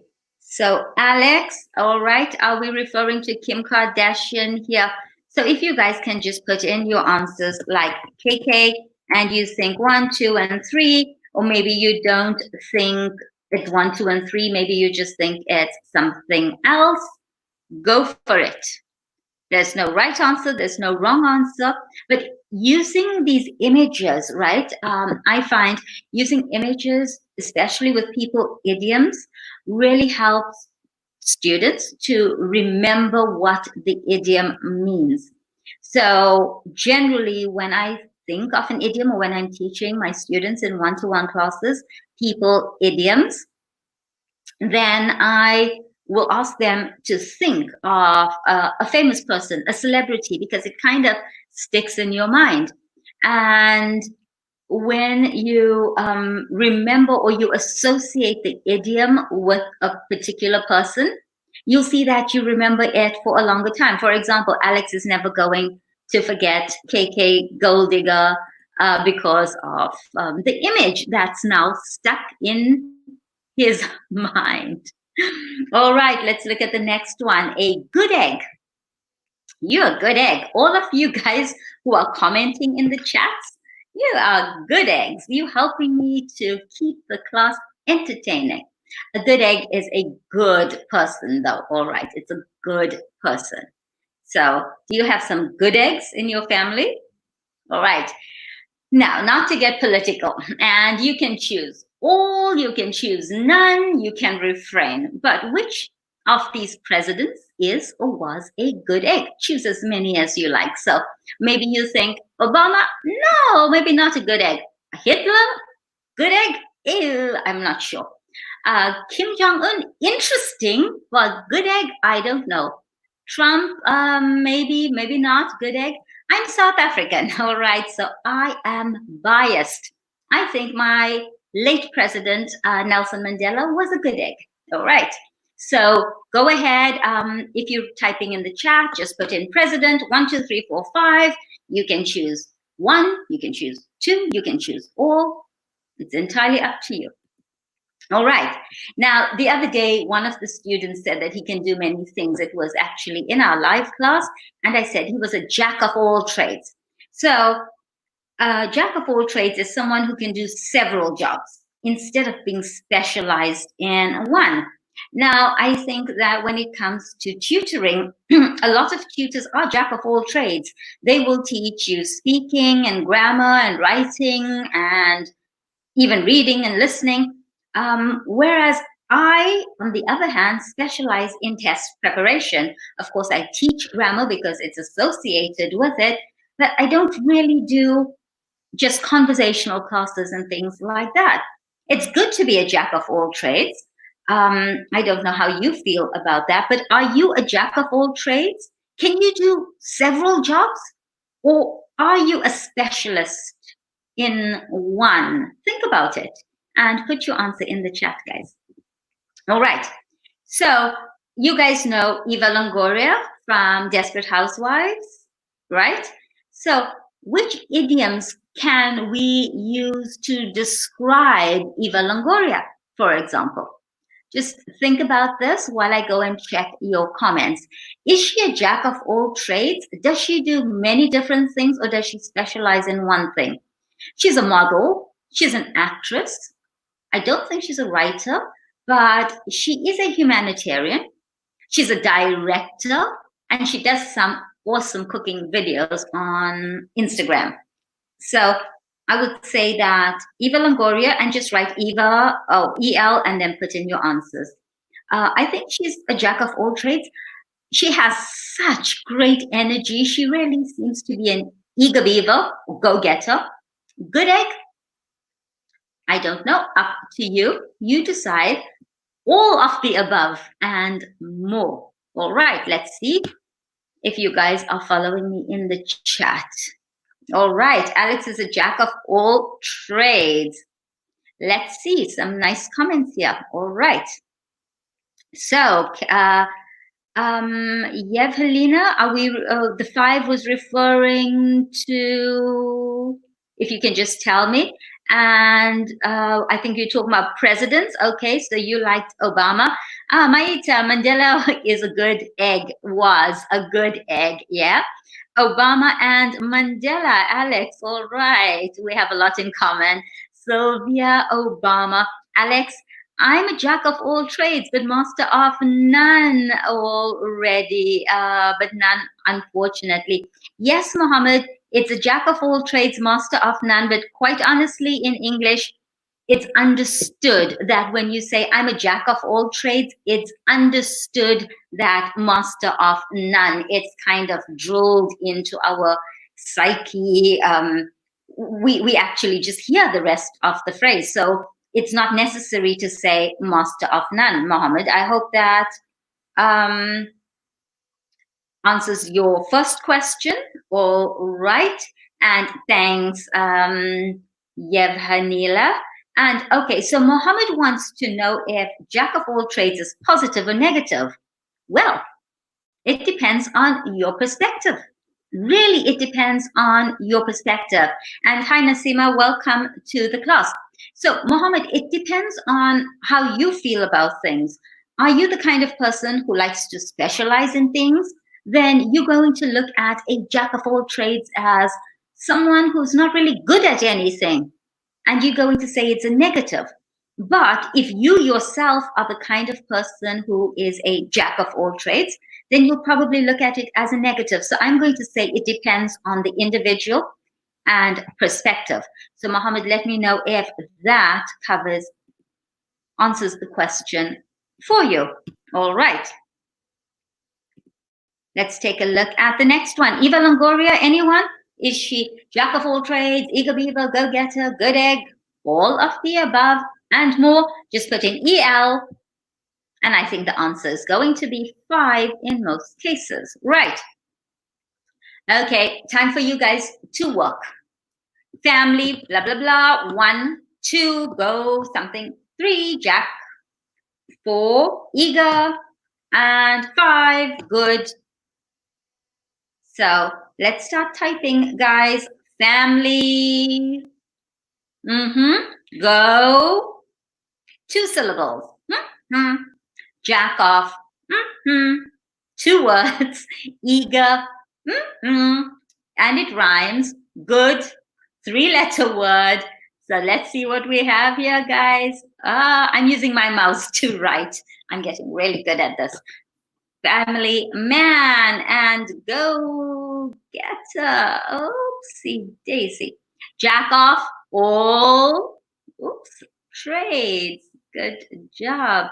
Eager, beaver. Good egg. Great, guys. Well done.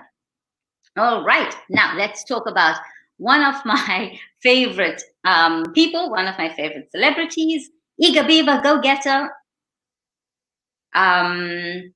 Optimist, and the special one, right? Okay, so we're talking about Jose Mourinho, and he is a man of his word. A man of his word, or a woman of her word, is someone who always does what he or she promises. Okay, so someone who promises something and then follows through. A man of his word or a woman of her word.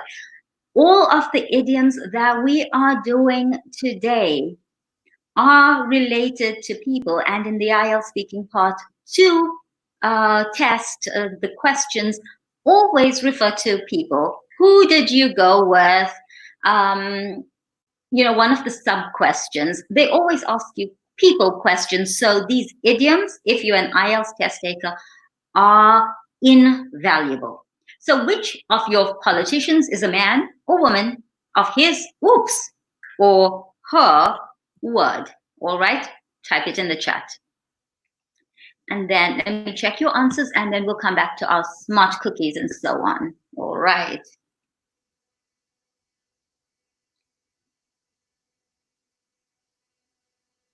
Yes, well done. Thank you, Alex. Yeah. Okay.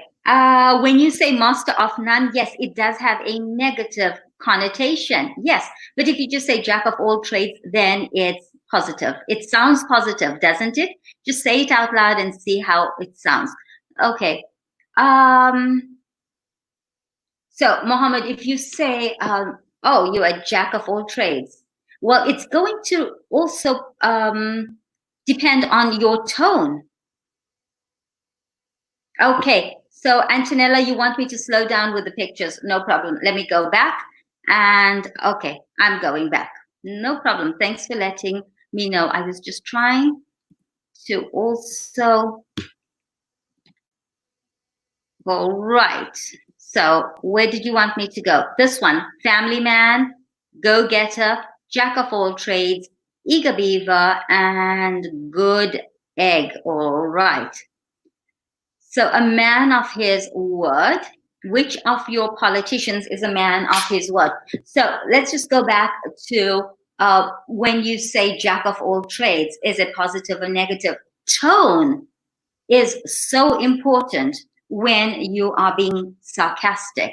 So it's going to be tone, it's going to be facial expressions, body language when you say it. But like I think Alex said, if you say, well, you're a jack of all trades, but master of none, it does have a slightly negative connotation. But it really does depend on your tone. Like If I say, wow, you're a jack of all trades, that sounds positive. And I'm like, jack of all trades. Can you see the difference? I hope you can. All right, guys. A smart cookie. A smart cookie refers to someone who is clever, book smart as well, street smarts too, and good at dealing with difficult situations. So someone who has a solution for every problem, a smart cookie. So book smarts as well as street smarts, a smart cookie. But generally, we think about book smarts, all right? So good at dealing with difficult situations, good at dealing with problems. So which of these people, in your opinion, is a smart cookie? So Kanye West, who is married to Kim Kardashian, I don't know about him being a smart cookie. I'm being judgmental here. But like I said, I'm using celebrities to reinforce the idioms. Steve Jobs, smart cookie in my book. Kim Kardashian, let's come back to her just now. Albert Einstein, yeah, smart cookie. Elon Musk, smart cookie. Now, if any of you are thinking that Kim Kardashian is not a smart cookie, I have to tell you that she is a master of self-promotion and marketing, to the extent that in South Korea, marketing courses at university use Kim Kardashian as their study subject, as their kind of role model, because she's somebody who is famous for doing nothing. But she has marketed herself so well that she is now a multimillionaire, maybe even billionaire. So in my book, someone who's been able to take nothing and create an empire is a pretty smart cookie. You are free to disagree with me, but a smart cookie is someone, let's go back and just take a look, who is clever and can deal with difficult situations, can deal with challenges, has a solution for every problem, is innovative, kind of. All right, so put your comments in the chat and I'll have a look at them now, and then we're going to do a few more. We're also going to look at some negative ones, okay? All right, italki chat is available, Antonella. I can see your comments in both. No, italki chat is available. The stream is available. I'm looking at both. That's why I'm hopping around. Okay, Mohammed, I hope that clears it up. If you need any other clarification, let me know. So Russian with Alex. Kanye West is Kim Kardashian's husband. I think I mentioned that. All right. And Mohammed thinks each one of them is a smart cookie in his or her own right, okay, or domain. I think you meant domain. Fantastic, guys. All right. Now let's look at a few more. By the way, we're also going to look at some negative ones, right? We're not just going to look at positive ones. Let's look at some negative ones. And if you guys know any idioms for people, please put it in the chat. Right, a whiz kid. A whiz kid. I wish I were a whiz kid, but a whiz kid is a young person, so first wish, who is very clever and successful. All right, so let's look at some whiz kids. Can you think of a famous person who was a whiz kid? Yeah, Bill Gates. What about Steve Jobs? Was he a whiz kid? Did he start very young? I'm not sure. A young person. Did Steve Jobs start very young? What about Mark Zuckerberg? And now we're becoming controversial. Was he a whiz kid? Think about it. Let me know. All right. Can you think of any other people who were whiz kids? Elon Musk, my fellow South African, I think he was, because he started the PayPal system, the whole idea of it, when he was still under 20, I think, and then he sold the whole system. Can you think of any other whiz kids? We're not going to do this one now because we won't finish everything in time. If we have time, we'll come back to it. Okay, now, would you like to learn a few negative idioms to describe people? And do you know any? If you do, type it in the chat. I always say sharing is caring. All right, let's look at the first one.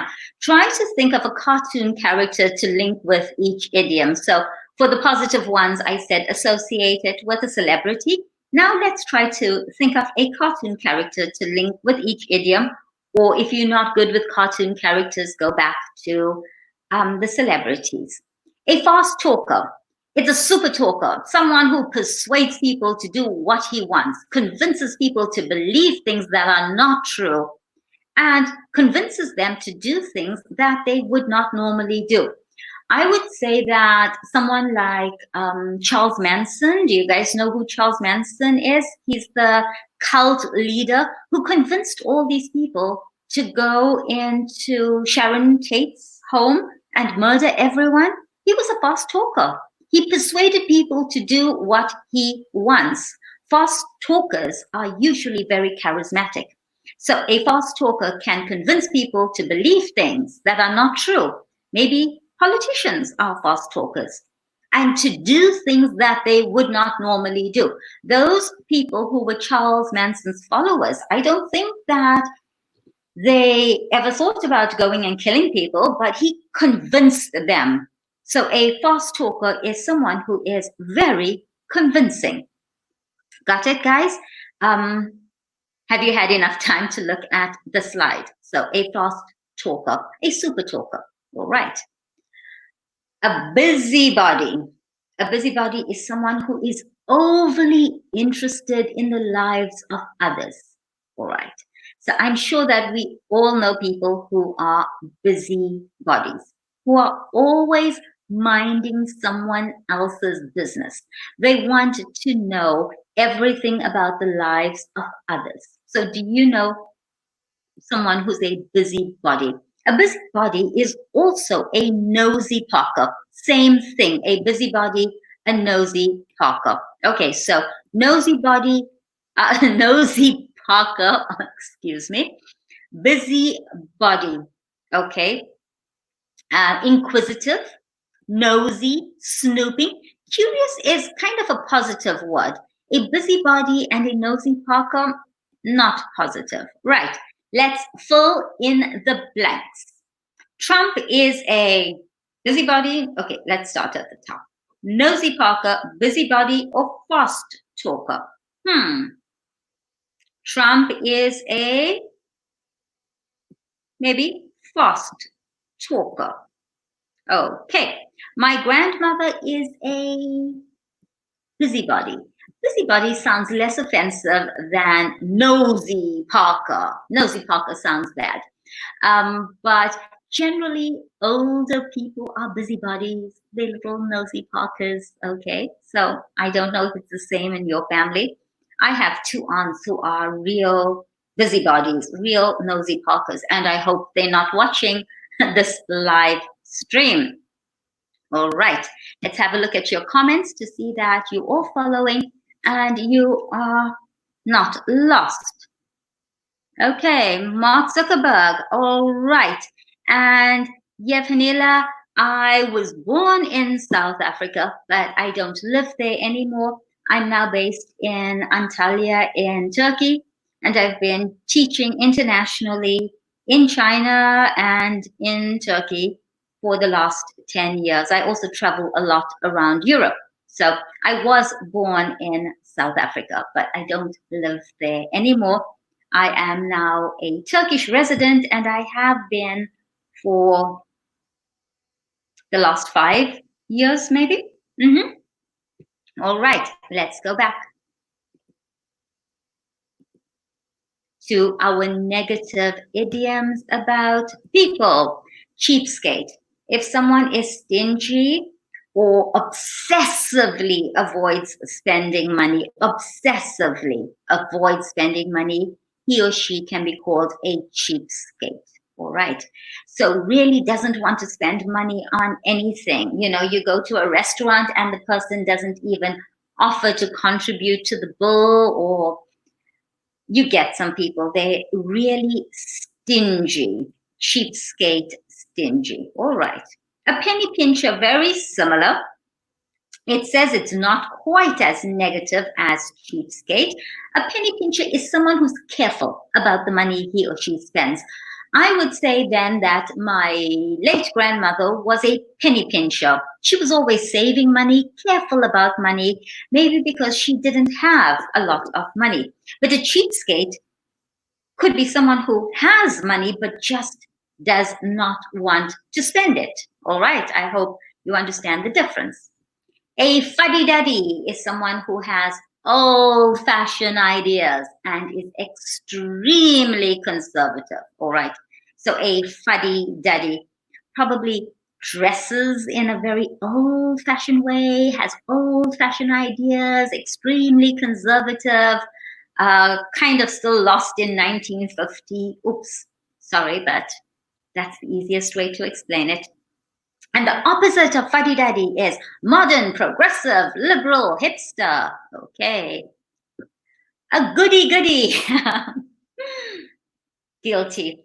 Not now, but when I was at school, a goody-goody is a Miss or Mr. Perfect who tries very hard to please people in authority, especially teachers and parents. All of my teachers knew my name. My principal knew my name. I used to give speeches at assembly every Friday morning. I was the top student. I was such a goody. I really did try very hard to please my parents and my teachers.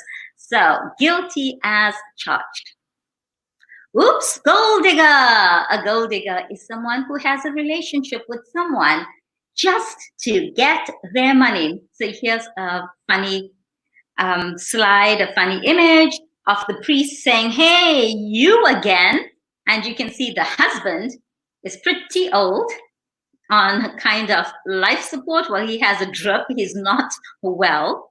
And generally, gold diggers are young women who tend to marry older, rich men. It could work in reverse. So for example, a young guy who has a relationship with an older, rich woman just for the money, gold digger. Not judging, just teaching. Half-wit. Oh, this is the perfect example of a half-wit. Mr. Bean, one of my favorite little TV. What would it be? Would it be a TV series? No, he actually has movies, and then it was a TV series, right? Mr. Bean, couple, yeah, like 30 minutes or whatever, really short episodes. All right, so Mr. Bean was or is a real half-wit. Foolish, unintelligent, stupid, but lots of fun. Okay, I love watching Mr. Bean. It's really funny. And the opposite of half-wit would be a genius, an intellectual, even a whiz kid, right? So now it's time for you guys to do some work. So just put in one and the letter next to it. I'm not going to come and check comments because then I'll go through the slide too quickly. So let's do this. Mr. Bean is oh, this was too easy. A half-wit. So if you're doing it in the chat, then let's just do this. 1A, and I'm going to write down my answers and then join you in a minute. He is also a, I have my answer for that one. Taylor Swift is a, and my uncle's new wife is a, you can choose whichever one you want because that one's really personal.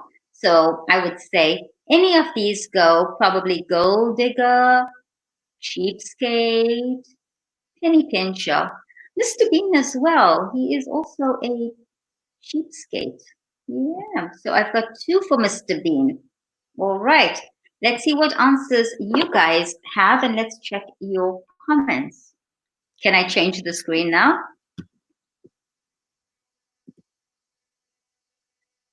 Okay. Okay. Yeah, Vanilla, your boyfriend's from boyfriend or best friend? No, boyfriend, BF, is from South Africa. Where exactly in South Africa is he from? East Coast or West Coast? And Nasima does not like gold diggers. And yeah, Vanilla, yeah, exactly. Who does? All right. And Daniel, my uncle's new wife is a gold digger. Yeah, my aunt's new husband is a gold digger. David, let's see. 1A. Yep, I said A and C. I didn't say E. All right. And 3, yeah, I said C. 2, I said D. 4, I said B, E, or F. Let's see. Who else do we have? Okay. Yeah, Vanilla, Cape Town. Okay, my son lives in Cape Town. Both of them used to because they was, well, studying in Cape Town at UCT. And, well, now the one is back on the East Coast in Durban, but the older son is a qualified actuary and he lives in Cape Town. Yep. Okay. So, oh, thanks, Nasima, that you like the slides. Yeah, I've just been saying that as we've been doing the live sessions, we've all been living and learning about what works because we don't have interaction, where we actually chatting with you guys. We rely on the comments, and sometimes having options makes it easier for everyone to interact. So thank you for that. All right, let's go to the next one. A smart Alex, a person who, this is important, thinks he's highly intelligent, not highly intelligent, who thinks he's highly intelligent and tries to demonstrate this fact to others. They often like to contradict and correct others. And you know what? As a result, people don't like them. Now, I do know some people, I'm not going to mention names, no way, but who are smart Alex. They think that they are highly intelligent. They think that they know everything. And so they often contradict people, which is so rude. And they correct others, even though they might not really know what they're talking about. And as a result, they are not liked.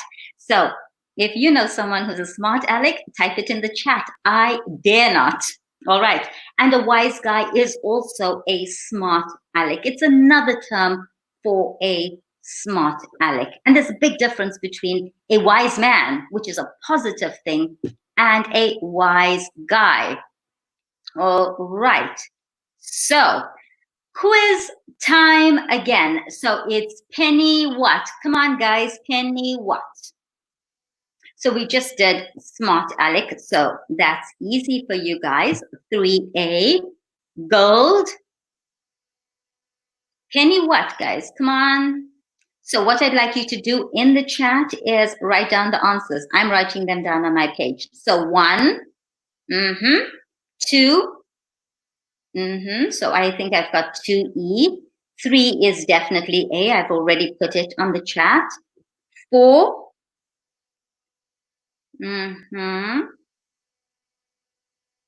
And 5, half. Mr. Bean. Right. So what do you guys have? Just let me know if you have what I do. So penny pincher. Okay. So 1B. And 2, this was an easy one, gold digger. 2E. 3A, smart Alec, or a wise guy. Just think about the other ones. A fast talker, our politicians. And Mr. Bean, 5C, half wit. Okay, how many did you guys get correct? Just type it in the chat. All 1, 2, 3, 4, 5. Right. Next one, smart. What is it? And just go ahead again, number 1 and what it is, and then you can tick it when I'm done. So smart, something, born. See, I think I've forgotten, but I think it's born optimist. So 2E, right. Culture, vulture. All right. I'm going to leave the others to you. So just type it in the chat, 1 and the number. So smart cookie. Okay, that's 1. So 1, C, 2E, 3D, 4A, good job, and 5, eager beaver. All right. So just to recap, smart cookie, who did we say was a smart cookie? Kim Kardashian, because she promoted herself really well. A born optimist, maybe someone you know. Culture vulture, me. Jack of all trades, someone who can do many things. And eager beaver. All right.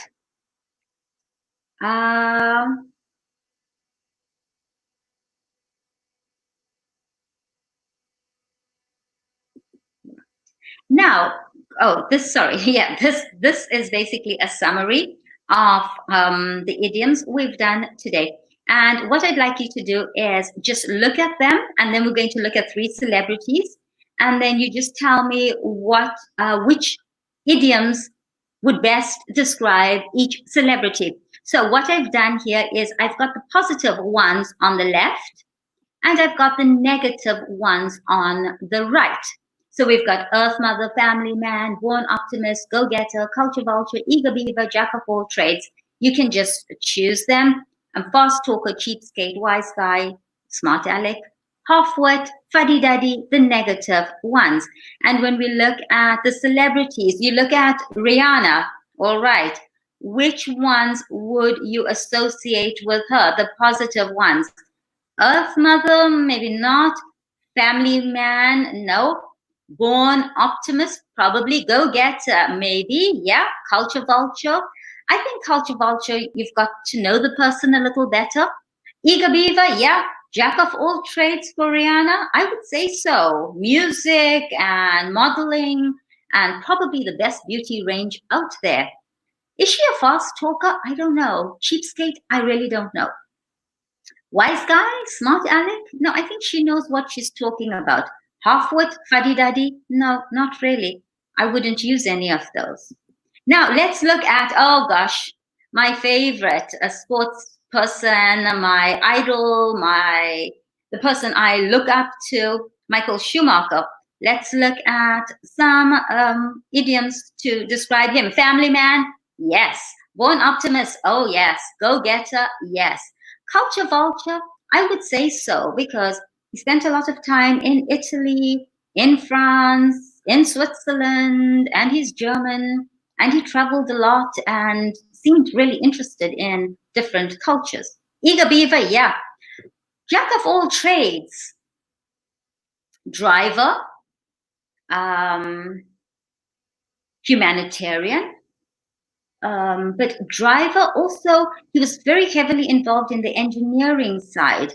But I would say Jack of all trades. I would never refer to Michael Schumacher as master of none. Never. Okay. And Lady Gaga, if you can think of which idioms best describe her. Okay. And basically, let me have a look at your comments. We have our last class tomorrow, the very last class of the live stream. And but first, I want to see your comments. Okay. Oh, you can't see the slides. All right. Now, can you see the slides? Oops. Nothing? Okay. So sorry, guys. Let me go back to the slides if you couldn't see it.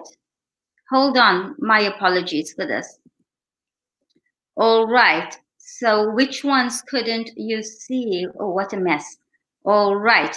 So it was Penny Pincher and Gold Digger, Smart Aleck, Fast Talker, and Half-Wit. I'm really sorry about that, guys. Smart Cookie, Born Optimist, Culture Vulture, Jack of all trades, and Eager Beaver. And then the next one was looking at the celebrities and using the idioms. All right. And now I'll come back. Really sorry about that. What a mess. Okay. And Yevhenila, no, unfortunately, Michael Schumacher has not recovered. he is still okay. He is. We actually don't know much about him. I was in Maranello about 2 or 3 years ago at the Ferrari Museum and the Ferrari factory. I'm a huge Formula One fan. And, you know, there were people talking and kind of rumors, and they said he is not in a good state. He's paralyzed. There's not much brain function, I believe. He's about 40 kilos, which is really, really sad because he was such a giant in the sport. So it's a little bit sad. So can everyone else hear me? Yeah, really, really sad. Yeah, Helena, really sad. Okay, so guys, those were idioms that you can use to describe people, positive idioms, as well as some negative idioms. There are lots and lots more, but it doesn't help to teach you guys like 60 idioms in a 60-minute class. Sometimes if you just learn a few, then, you know, you use them, and you also use them with precision. By the way, for IELTS test takers, this is really, really important. Please use your idioms with precision. If you use them incorrectly, it just sounds bad.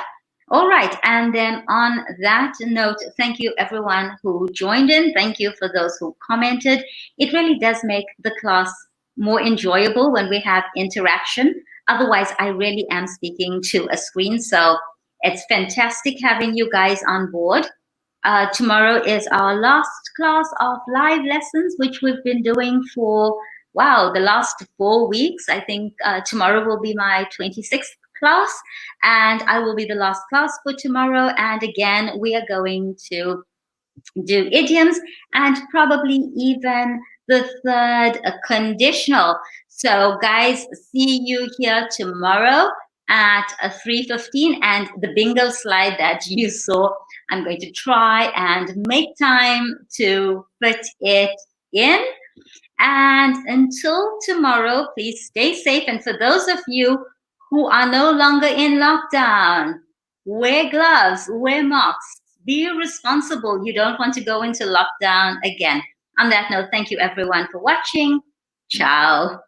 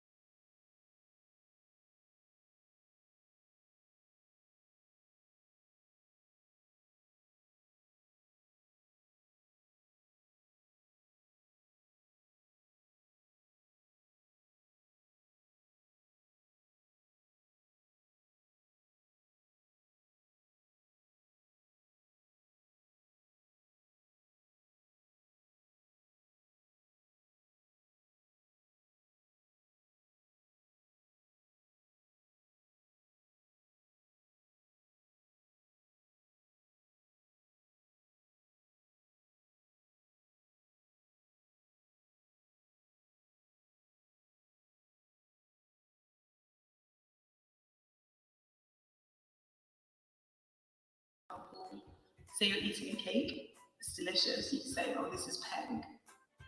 Does it just mean delicious? You could use it in other contexts as well. Like it hits the spot, you know? Yeah, but I could also say that your eyes are peng, or a person is peng. Just mean like extraordinarily awesome. Basically, if you're talking about a person, you might even say peng ting. Peng ting. Like he's a peng ting. Okay. This is mostly I feel like he's like a 10. Yeah, exactly. So like the top of the top. Yeah, basically. Number 3, American. I blew it. I blew it. I blew it. What a nightmare. I blew it. Yeah. So that means through this situation. Say like, I didn't make it into school. So my parents will not be proud of me. I blew it. Yeah, when you rocked up late to work. Not that we ever do that. Yeah, I'm never late. Number 3, British. Having a mare. Having a mare. Having a mare, a nightmare, like horrible, real nightmare in reality, basically. Very good. Okay. That's exactly That it. was a lot easier than the previously. Yeah, well, I thought I'd go with you. Having a mare. You were having a mare before. I was having a mare before, not understanding anything she was saying. Yeah, exactly. So there you have it. There's our British and American slang. Tell us what you thought of it. Did you understand it? And we'll see you next time.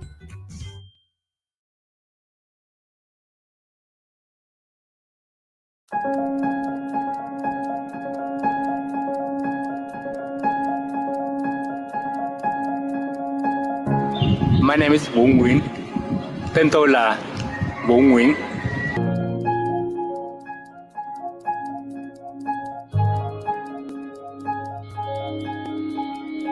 It's really amazing thing for me. From italki, I can meet people around the world, and they can give me more energy to live and more inspiration to live in the world also. Very magical, yeah. When I can go on lesson and I feel that I'm doing a very good job, and then working at home is a very wonderful thing. I think that I can do something, and I'm doing something here. I think that I can say idea and talk with people. That is the first motivation for me to come here. The second thing that I can have some money for my life to make my life become better and more comfortable. It's very wonderful website of italki because italki is the connection between every people in the world with each other. There are many purposes for us to learn a new language. Innovation is the most important. Not only study language, but also sharing idea and culture and everything else in the life. And through the learning and teaching, and we can share more idea and we can share our life better. You know that because each person have their own experience and their own knowledge and their own way of living. And when we meet new people, and we think that we are discovering a new universe or a new area or something like that. So it's wonderful that we have this diversity and we should just learn from each other. But if you at least just learn a second language and expose yourself to a second culture, not only do you understand that culture better, but you understand your own culture better. And if most people just did that and were talking openly and honestly about themselves and other people, I don't think there would be any diversity problems. Because we're all learning from each other. He is a very good student. He studied very well, and he just learned for, he just only studied for 1 month, but now he can speak very much Vietnamese. Later on, the student and the teacher can meet in a different country, and then the relationship become very good. We drink coffee together, and we go and I ride a motorbike, and I take them along somewhere beautiful together. And we talk together, and then they come back to their country, and we become teacher and student again. We study again. Yeah.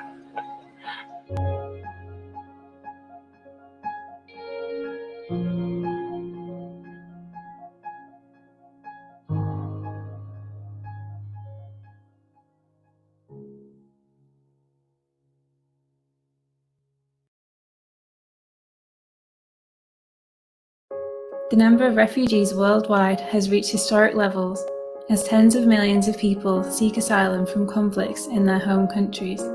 Even for those able to reach countries willing to take them in, rebuilding their lives and careers in unfamiliar societies often proves challenging. For one group of refugees living in Istanbul, teaching online Arabic lessons to students across the world has offered a way to overcome these obstacles and establish new hope. As well as earning income, they have been able to share their experiences with people from different cultures and backgrounds, cultivating meaningful relationships with students. My name is Rahaf and I'm from Latakia, Syria. Previously, I had a normal but busy life. My name is Abdullah, and I'm a Syrian guy from Homs, the capital of funny jokes. Hello, my name is Amr. I'm an Arabic teacher on italki. I'm from Egypt. Hi, I'm Hussam. I'm from Syria, Al Hasaka, and I'm a teacher on italki now. 3 years ago, I came to Turkey, to Istanbul. Many challenges came in one time. Leaving a country is not, or leaving your home. This is one, it's like fish out of the group. I mean, yeah, the challenge that my career is almost dead.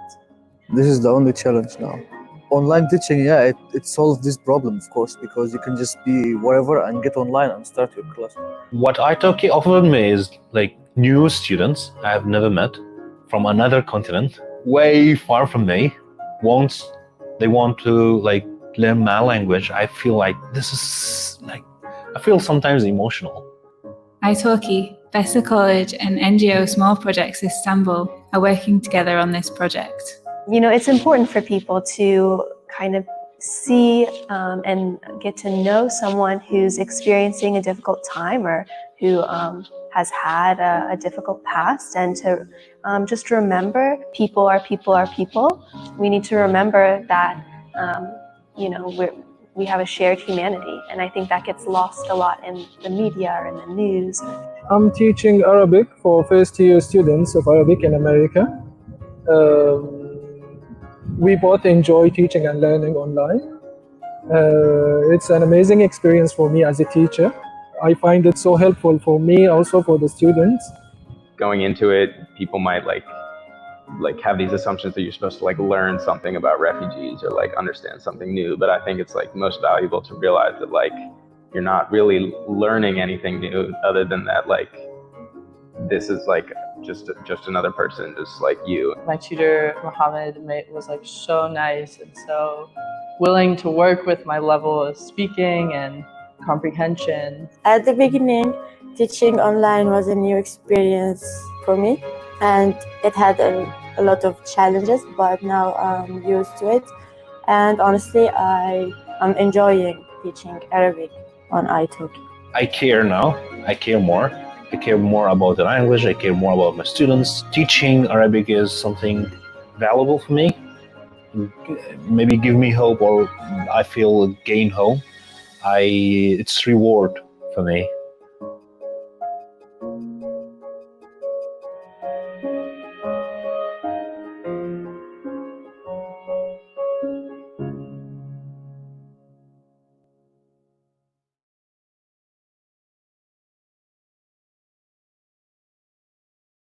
Hi, I'm a language learning app. Can we move on? This is a dog. I don't have a dog. Repeat after me.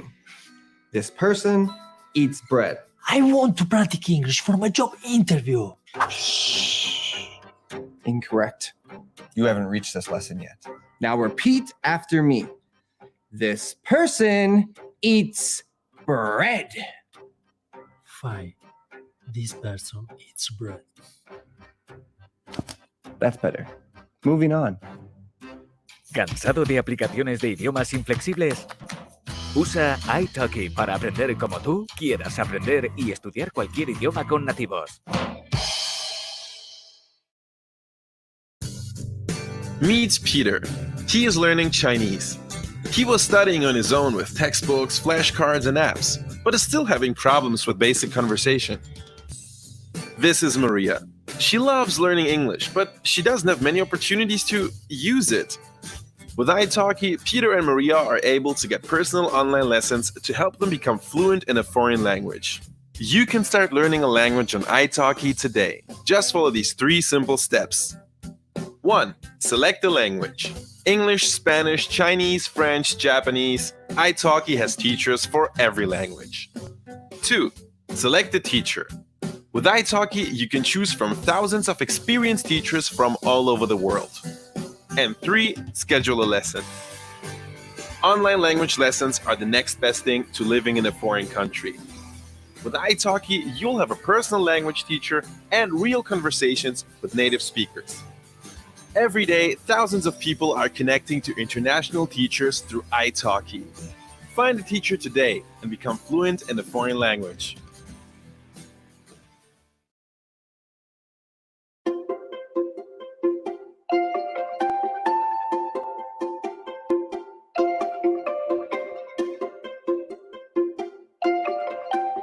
Hi, my name's Tom.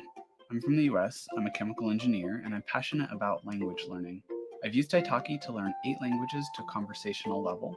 I grew up in Colorado, where I was exposed to many different cultures, which cultivated my interest in languages. One of the first languages I became conversational in was Norwegian. I decided to book a trip to Norway. To prepare, I found a group class with around 7 people. Not only were they extremely expensive, it was around $40 to $50 per lesson, but progress was also frustratingly slow due to the size of the class. I heard about italki from a positive review from a famous polyglot. I was amazed to discover that I could learn any language I want, one-on-one, and for the fraction of the price as offline classes. I thought, how is this even possible? I immediately signed up with 2 teachers in Norwegian. One teacher, we would have conversation lessons and go through a textbook, and with the other teacher, we would go through worksheets and chat about random things. So, essentially, I structured the classes in a way that would suit my own learning style, which never would have happened without italki. Within a year, I was relatively fluent in Norwegian. I was so happy that I could actually go to the country and use the language in a practical setting. And the best part is that I really enjoyed the learning process. I thought, why stop there? I picked up Italian and mixed my interest in Italian cooking with lessons on italki. After learning Italian for a year and going to northern Italy, I was able to easily get around and communicate with people. I then decided to set myself a personal goal of passing an advanced Italian exam, and my teacher on italki helped me to achieve this. I was hooked. I'd found the ultimate formula for learning a language from scratch and staying motivated. I would book a holiday in a new country in 1 year's time so that I could put the language into practice. I did. Hi, good afternoon, everybody. It's me, Claire, again. Hello, how are you all? Who have we got viewing the lesson today? Let's see who's here with us today. And let's get a bit of comments going while we're waiting for everybody to join us live. My name's Claire. Many of you will know me already. I'm a teacher on italki. I teach adults. I teach adults accelerated courses, those who want to do kind of intensive courses with me, IELTS for university or for general purposes, and also many different types of business English. You don't have to have your own business to do business English with me. You could be looking for a job, perhaps. You might want to practice a presentation with me and I'll give you some feedback. But if you want to take lessons with me, you can go to my italki profile. It's there at the bottom, it's linked there somewhere. And I have a special offer for my live viewers, 50% off for the first 5 lessons. So pop over to my italki profile if you want to take a trial, do a placement test with me, and take lessons. Now, let's see who we've got. Hello. We have, now, apologies if I can't pronounce this correctly, Yevgenia. Yevgenia. Is that correct, Yevgenia? Have I said that correctly?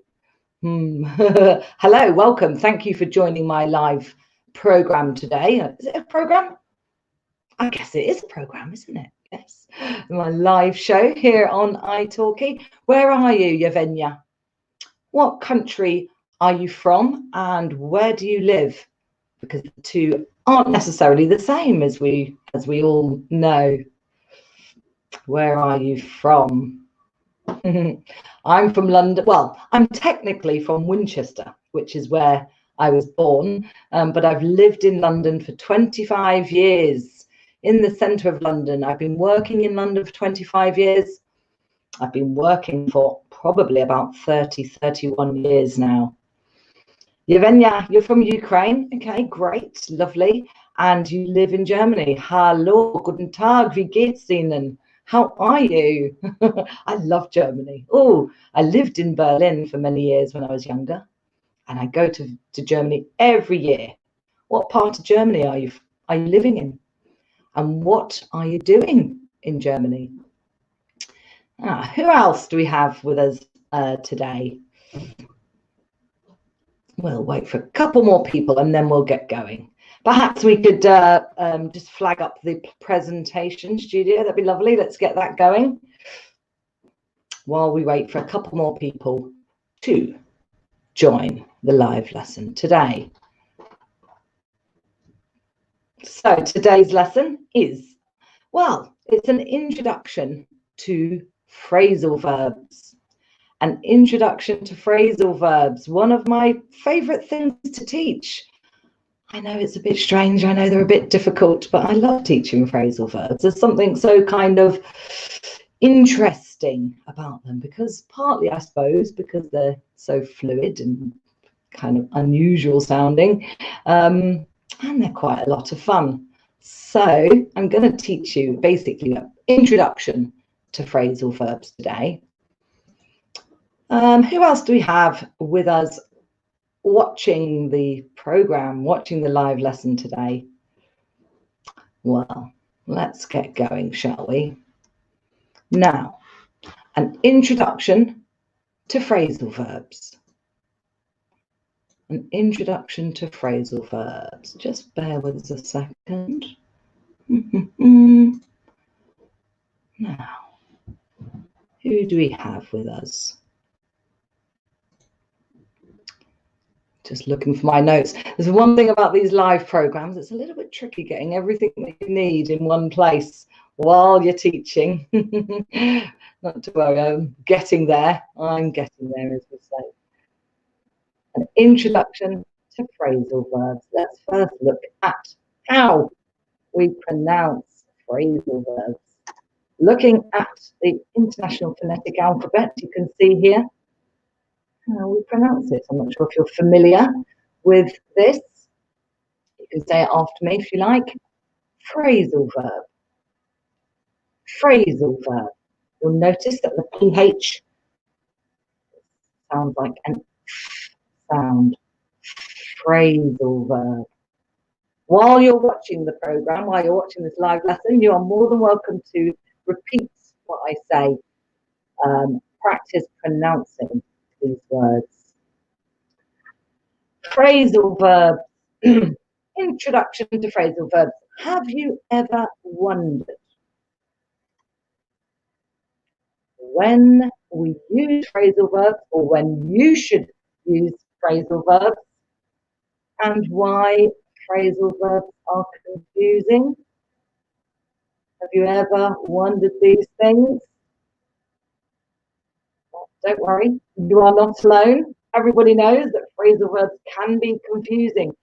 In my bank of lessons, in my lessons files, I have over 30 lessons on phrasal verbs at 3 different levels, about 10 on level 1, level 2, level 3. So I think that gives you a good idea of why phrasal verbs are so confusing, because there are quite a lot of different rules and we use them in lots of different ways. We can even use the same phrasal verb in a number of different ways. It depends on the context in which we're using them, what they actually mean. Don't worry, I'm going to explain all that to you in a moment. Let's see who else we've got in the lesson with me today. So Yevgenia, you're in Hamburg, yes, and you're going to settle there permanently. It's lovely, isn't it? Such a lovely place. Delicious wurst. Okay, so phrasal verbs. Let's see, what is a phrasal verb? Can anybody give me a definition of a phrasal verb? Can anybody give a definition of what a phrasal verb is? What is a phrasal verb? Let's see if anybody wants to have a guess at what they actually are. Liliana, hi Liliana, how are you? Thank you for joining us again, Liliana. Yes, they can be confusing because we are using the same verb with many particles and many verbs with the same particle. Exactly, that is a really great definition. Studio, are we able to pop Liliana's comment up, or is that only if it's on the YouTube stream. Let me see if I can do something about that. Let's see if I can pop it on the stream myself. Yevgenia, verb plus a particle. Yes. You're doing half my lesson for me, so very good, well done.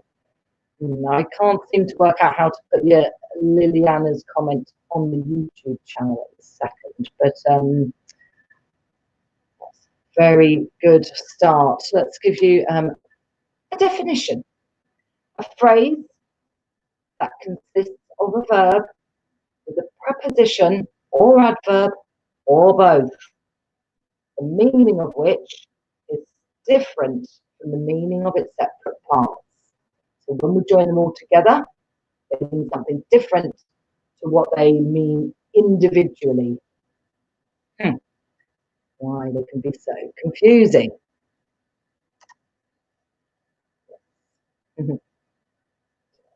Here. So yes, somebody, I think it was Yevgenia, said a verb plus a particle. Absolutely. A phrasal verb equals a verb plus one or more, sometimes one or more particles. Oh, thank you, Yevgenia. You've popped Liliana's comment over onto the thread. Studio, are we able to put that one across as well onto the screen? Oh, that's really nice of you. Thank you. Difficult trying to juggle all these things at the same time. Studio, can we pop Yevgenia's comment or Liliana's comment up on the screen? Now, a particle can be either. There we are. Thank you. It's up on the screen now. Thank you to both of you. Excellent. A particle can be either a preposition or an adverb or both in one phrase. For example, they blew up the building. They blew up the building. Don't forget, you can repeat after me if you like. They blew up the building, which means they destroyed the building. So the meaning of blew or blow, the verb is blow, like when you blow a balloon, blow into a balloon. They blow up a building, it means they've destroyed the building, not blowing at the building. Blew up the building.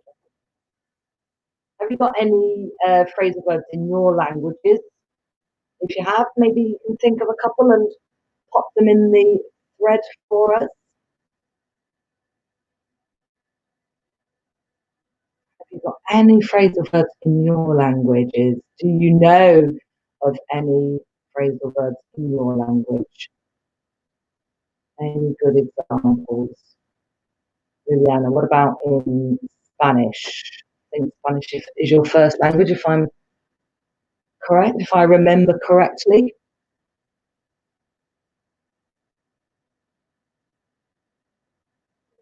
Any phrasal verbs in your, in your first language? A little bit of a delay, so I'm not sure how long to wait, but let's move on to the next slide, shall we?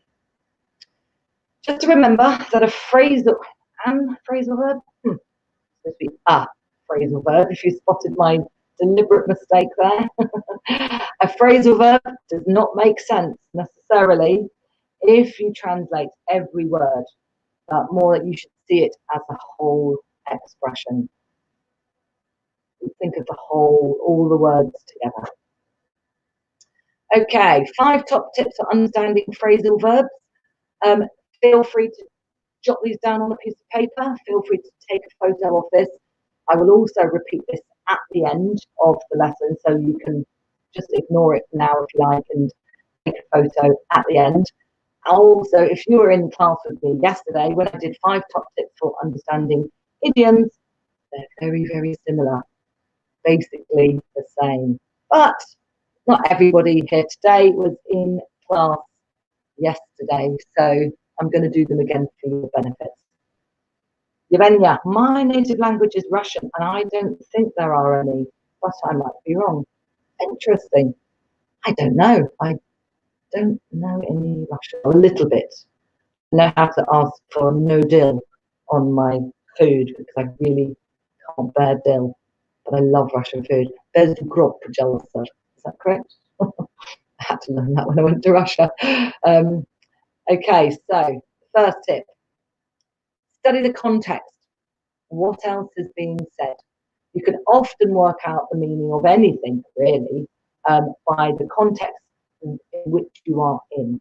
So, for example, the example that I often give is if you're in a supermarket and you're at the till paying for your food, you might not speak any of the language of where you are, but if the till clerk says to you something about, you know, if you've just put all of your food through the scanner, they're probably going to say something like, are you paying by cash or credit card?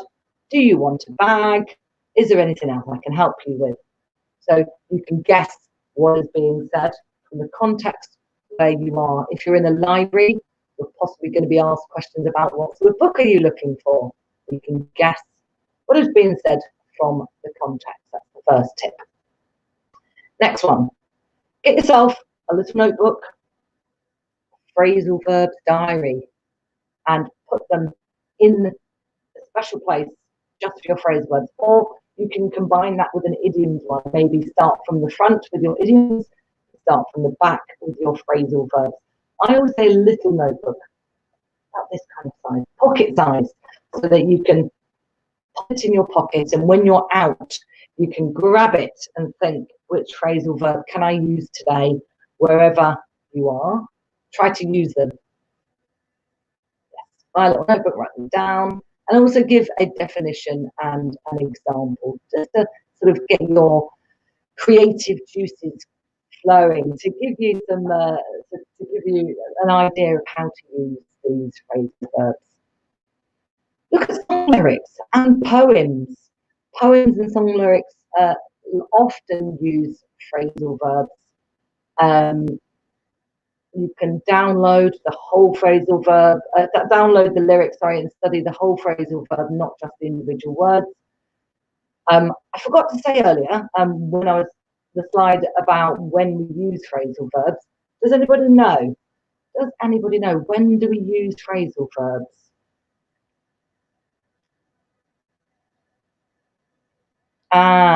Montaf, my voice is not clear. I'm really sorry, I'm not sure what to say.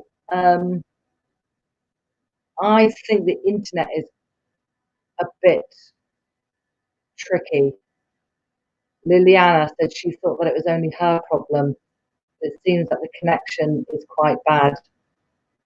Studio, how can you hear my connection? Can you hear my audio, I mean, because people are saying that they can't hear. It was good earlier, wasn't it? But it's now people are saying that they can't hear. It's cutting out a bit. What shall I do? Yevgenia says, if you study the context, you can often get confused, especially if the phrase has a positive or a negative, or whether the phrase has a positive or negative connotation. That is a very good point. Yeah, absolutely. Okay, in terms of the connection, I've closed down one of the windows that I had open. Yvonne is saying that the slides are fine, but the video and the audio are not great. Okay, I'm not sure what to do. Let me just see my, let me see if my connection. My cable seems to have been out a little bit. Is that any better? Is the connection any better, anybody? I'll keep going for a while and see if it gets any better, and we'll decide what to do. Okay, song lyrics. Song lyrics. Oh yeah, no, that's what I was saying, is when do we use phrasal verbs? We use phrasal verbs when we are speaking the most, like most frequently when we are speaking. So they're a kind of informal way of expressing things. We don't really use them when we're writing. Although when we're writing on something like Facebook or in a text message or in an informal email, we can use them then because you're speaking informally, even if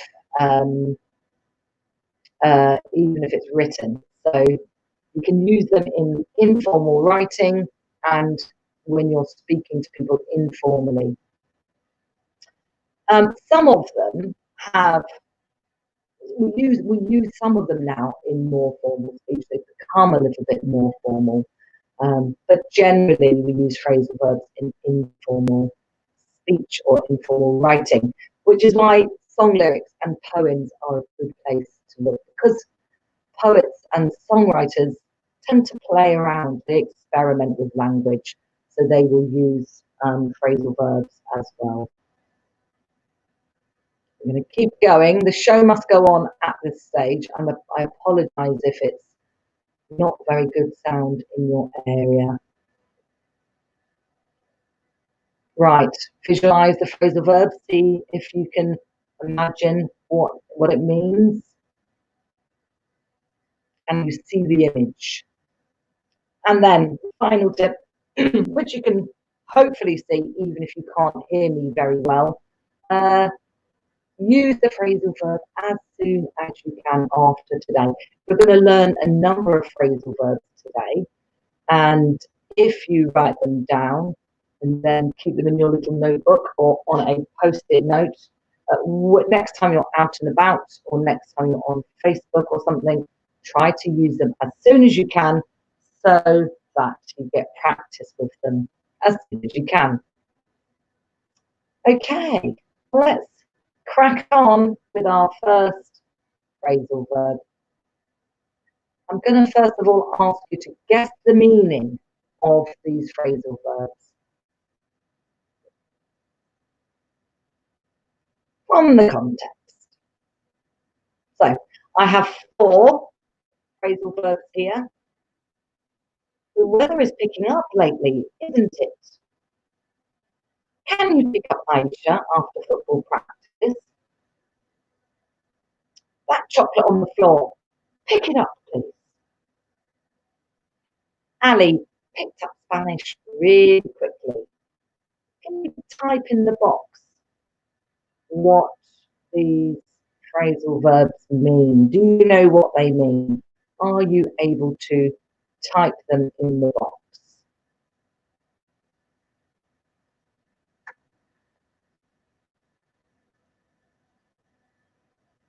What do any of these mean? Can anybody guess what these mean from the context? Monsaf, yes. Yeah, I can see that it's a bit slow now. Still, can you write in the box what these mean? The weather is picking up lately, isn't it? Can you pick up Aisha after football practice? That chocolate's on the floor. Pick it up, please. He picked up Spanish really quickly. Liliana, I don't understand the first one. Okay, no problem. I'm going to teach you about that in a bit later. Nerfpa, hi Nerfpa, how are you? Thanks for joining us. Nerfpa says that the first one, picking up, means that something is getting better. Great. And Yevgenia said the same answer. So Liliana, I'm not sure if you can see Nerfpa and Yevgenia's comments, but both of them have got it correct, and they've said that the weather is becoming better. It is getting better. So there we are. That's the first one. What about the other ones, guys? Can you guess what those are? Number 2, Yevgenia has said meet and drive back home or somewhere else. Really? That's okay, Lydia. I'll try and do a bit more hand signals while the internet's not very good. To take Nearly. Nearly. It's a bit like take, actually, yes. And what about the third one? Anybody want to have a guess at the third one?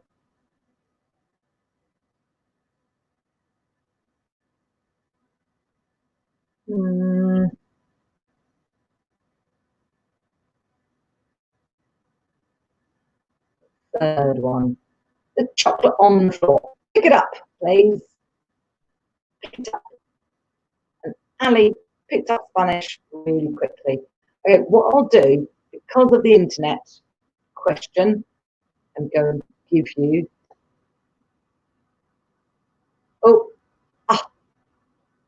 My slide didn't work. Basically, there we are. There it is. So number one, it means that something is going to improve. So the weather is improving. It is getting better. Yeah, either one of those. Can you pick up Aisha after football practice and to collect someone? So to collect her after football practice. The next one, to lift something, to lift it up, to pick it up. And the final one means to acquire knowledge. Ali has acquired Spanish really quickly. He's learned really quickly. He or she. Ali can be he or she in English. He or she. Okay, we're just going to pause for a second and see if I can fix my internet questions, okay? My internet problems. So just bear with us a second. I will be back in a mo. In the words of Arnold Schwarzenegger, I'll be back.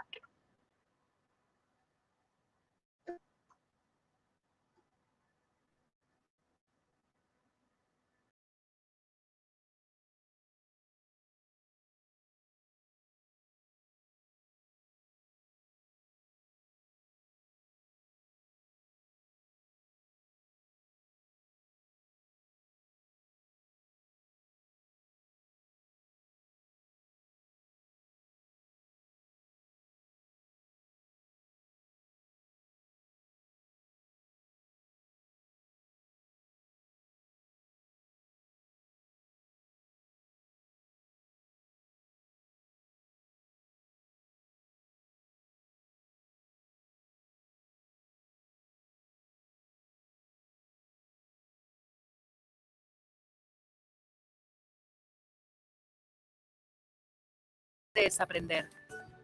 Los usuarios con tiempo libre se mostrarán disponibles para recibir llamadas y de esta forma ganarán recompensas ayudando a otros usuarios. Así es como conectamos personas de forma colaborativa y gratuita en nuestra aplicación. Únete a nuestra comunidad, haz nuevos amigos y mejora en todos los idiomas que quieras.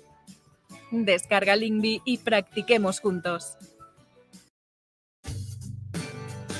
Este es Peter. Está aprendiendo chino. Ha intentado estudiar por su cuenta con libros, tarjetas de vocabulario y aplicaciones móviles, pero sigue teniendo problemas para hablar. Esta es María. Le encanta aprender inglés, pero no tiene oportunidades para ponerlo en práctica. Con italki, Peter y María pueden recibir clases personales online para hablar con fluidez en otro idioma. Tú también puedes aprender un idioma en italki. Empieza hoy en 3 simples pasos. Primero, elige un idioma. Inglés, alemán, chino, francés, japonés. Italki tiene profesores para cualquier idioma. Segundo, escoge un profesor.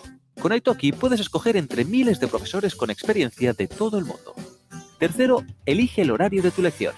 Las clases de idiomas online son el mejor método para aprender con profesores nativos.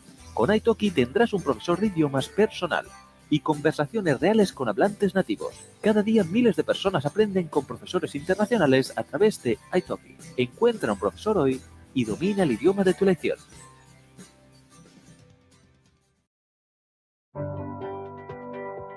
Hi everyone, it's Vicente and I teach Spanish on italki.com. And today we will be talking about 3 grammar rules to follow when you start learning Spanish. The first one is that, as you have already heard, Spanish verbs are always conjugated. That means that they have to match with the subject of the sentence. For example, there are different pronouns in Spanish. Yo, tú, él, ella, usted, nosotros, nosotras, vosotros, vosotras, and ellos, ellas, y ustedes. All these pronouns have their own conjugations, and it's very common for beginners to mix them up. So remember this. When you start to conjugate the verbs, they have to match. The second rule is very important as well. The Spanish nouns and adjectives has to be in the same. Right, I'm back. Is that any better? Is anybody still here? Yevgenia, neuf pas, Liliana, are people still around? I'm not sure if that is better. Oh, yep, I'm hearing that that's much better now. I don't know what that was about. Hi, Liliana, you are still here. Thank you for waiting for me. You know what I said yesterday? Yes, much better, Yevgenia, thank you. Yesterday I said there's a famous saying in TV, never work with kids or animals. Never work with animals or children because of unexpected problems. I would like to add technology, or never work with animals, children, or live technology, because when it works, it's fantastic. When it doesn't, it's a nightmare. Anyway, here I am. I'm back. Let's get back to the lesson.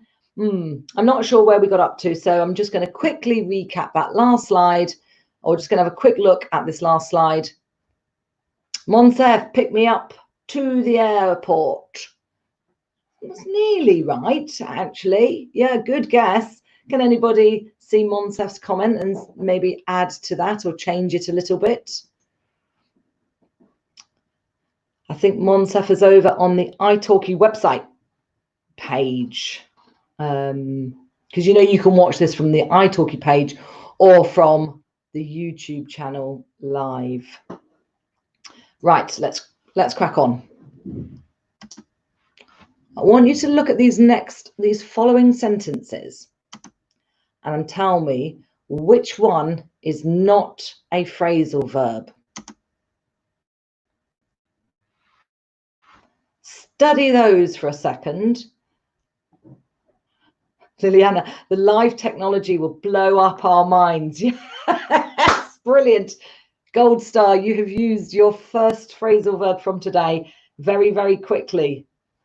Yes, the live technology will blow up our minds. Yes, our minds will explode. Perfect. I love that.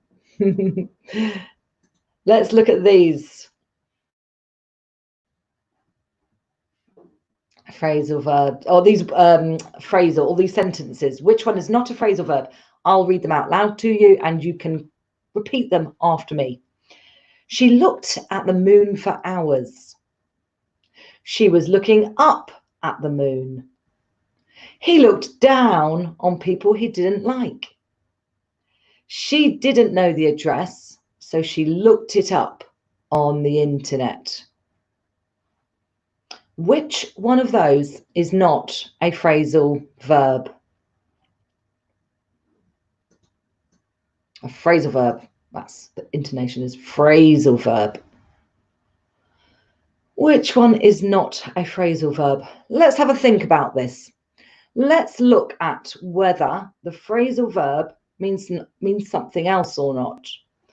Yevgenia says that number 1 and number 2 are not phrasal verbs. Okay, if I was to say only one of them is not a phrasal verb, now what would you say, Yevgenia? Mighty. Hi, Mighty. You're new. Not seen you before. Welcome to the class. Mighty Lilani. Where are you from, Mighty? Where are you from? What's your first language?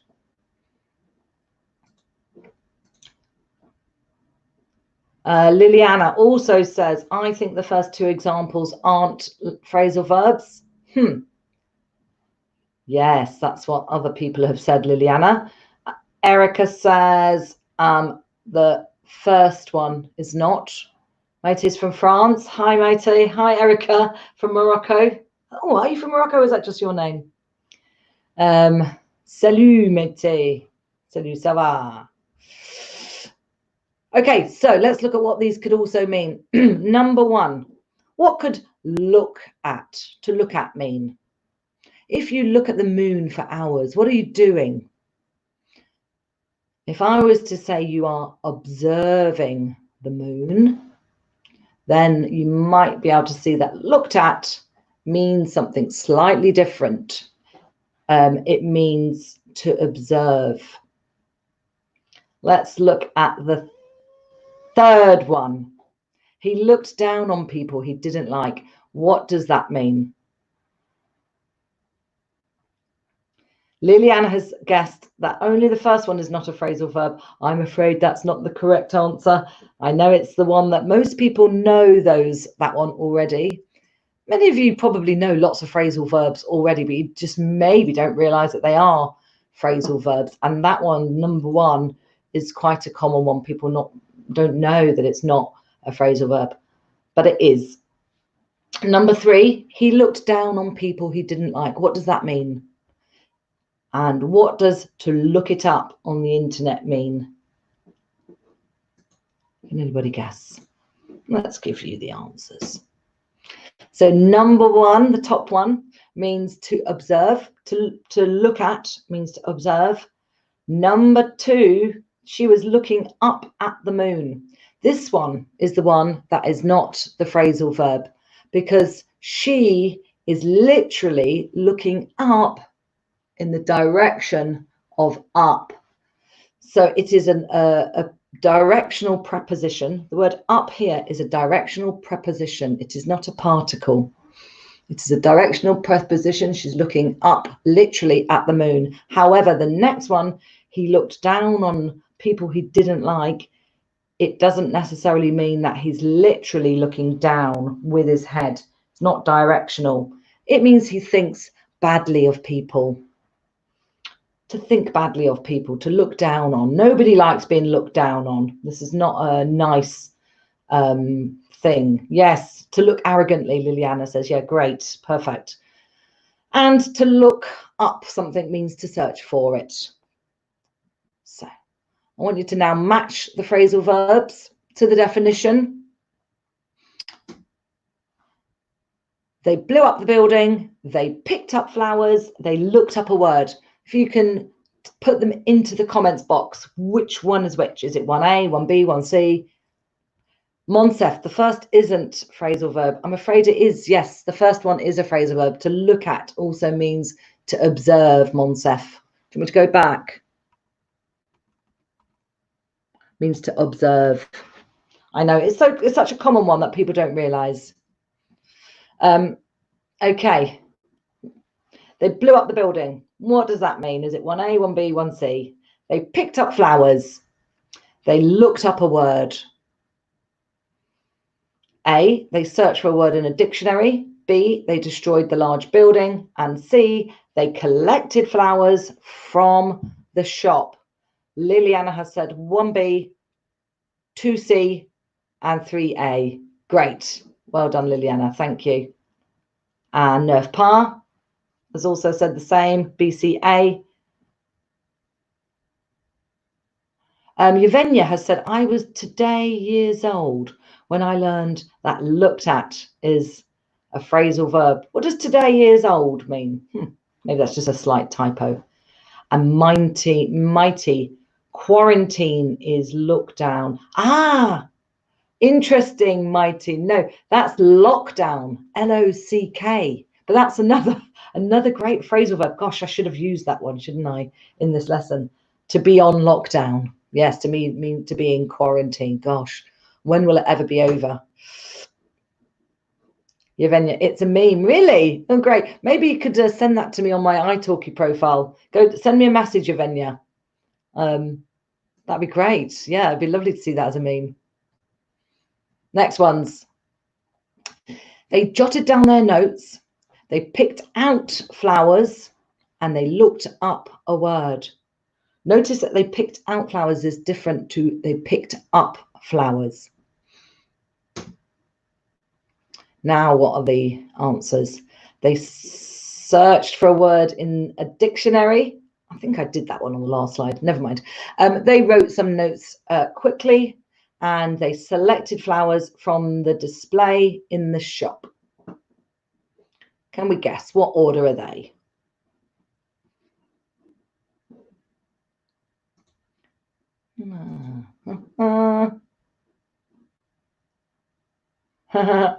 Neuf pas, BCA. Yes, BCA. Same order as the last one, wasn't it, actually? I should make these a bit more difficult. Don't worry, it will get more difficult. Which phrasal verb? Now, here we are. Can you guess which phrasal verb goes in these gaps?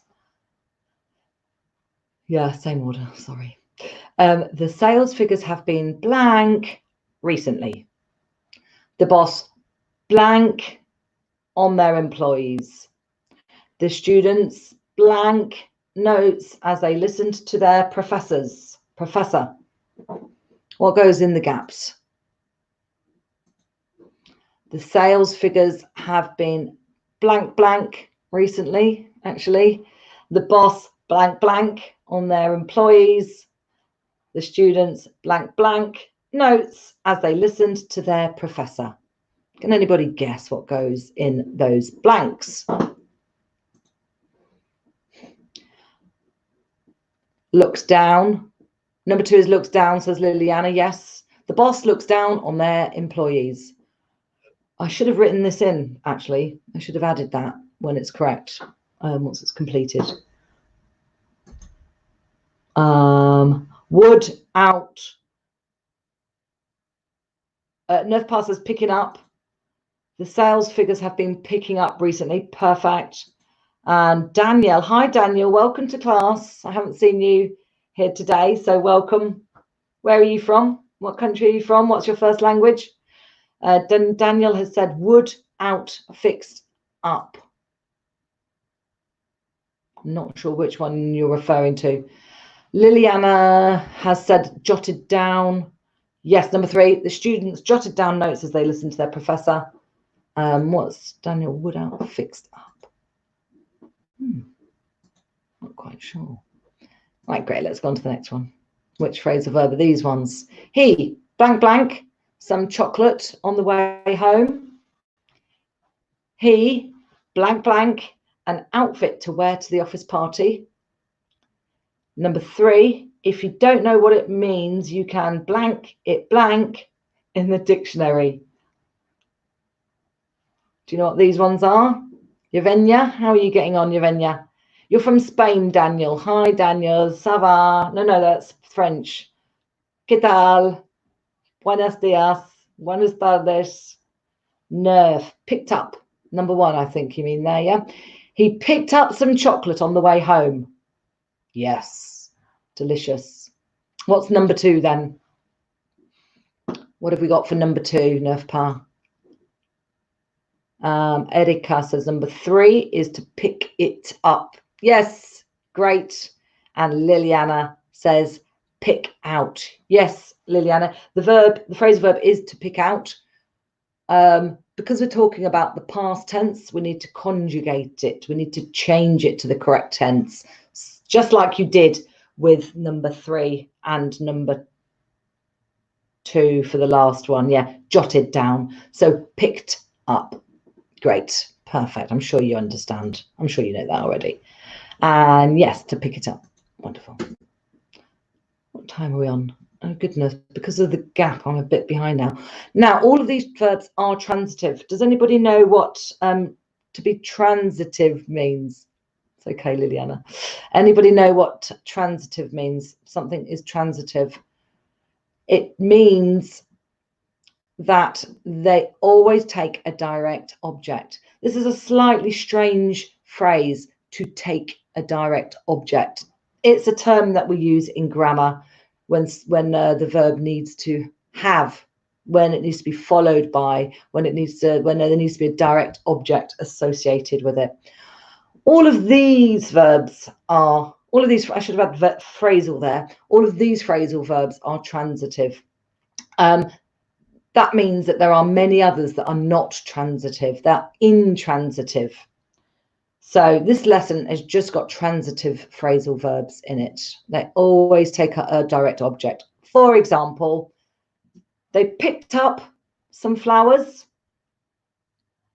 They picked up some flowers. So you need to have the some flowers there. You cannot say they picked up. There are some phrasal verbs where you can, where it doesn't need a direct object. It doesn't need anything, but these ones do. And the same with the one that's very similar. They picked out some flowers. So they picked out some flowers. You cannot say they picked out. I think this is quite an interesting point as well. Picked up some flowers means collected. They collected some flowers. But picked out means they selected some flowers. They selected some flowers. So pick up is collected, pick out is selected. A little bit of a rhyming thing there, if that helps you. I don't know if you need rhyming things to help. Wonderful. Yes, you cannot say they picked out. Now, let's see if you can make some sentences yourself. To pick up or to pick out. And what have I got in the pictures here? I have some chocolate and I have some scarves. Scarves, many scarves, plural scarves. One scarf, many scarves. Different pronunciation. Can anybody write a sentence? Make a sentence using this. To pick up and then chocolate. To pick out and scarves.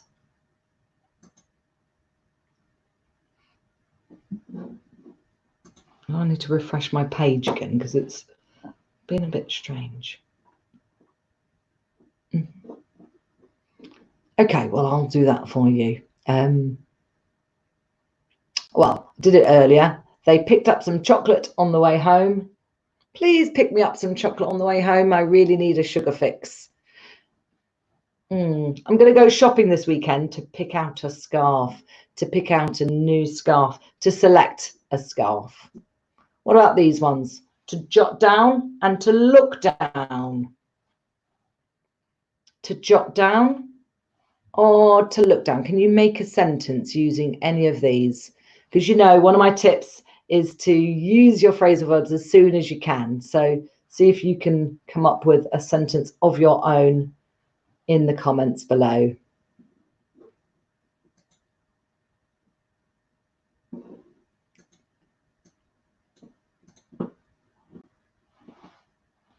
To jot down some notes or to look down on something, on someone. Do you want to know something quite interesting or quite funny? Eric has asked, what is jot down?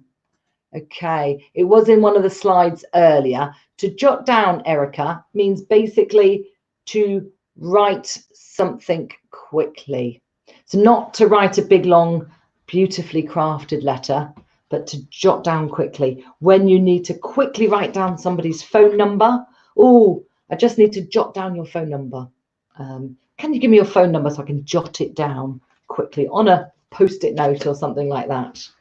To jot down, to write down quickly. Thank you, Yevgenia. Yes, to write down quickly. You've gold star there. Mighty, I picked out a green scarlatti. I wonder if scarlatti is Italian for scarf and you have your keyboard in autocorrect to Italian. I don't know, just I'm guessing from context there. Do you want to know something funny? Actually, this is an interesting saying we have in English. Oh, I wish I could put this on the YouTube on the comments for you. We say dogs look up to you, i.e. they admire you. They think you're amazing. Dogs think you're amazing. They look up to you. But cats, they look down on you. I'm a cat lover, okay, so I find this particularly amusing. Cats look down on you. You know what it's like? A cat comes to you and says, get out of my seat. I was sitting there. But a dog looks up to you and a cat looks down on you. That's what we say in English. Yevgenia, that's why you have a dog. Oh, yes. Erica, you're jotting down advice from the italki classes. Great. Perfect. That's exactly what you should do. And that's exactly how you can use that sentence. Liliana, you are right about the cats. Yes, cats always look down on us. And I'm glad you're jotting down my explanations, Liliana. That's great. Thank you.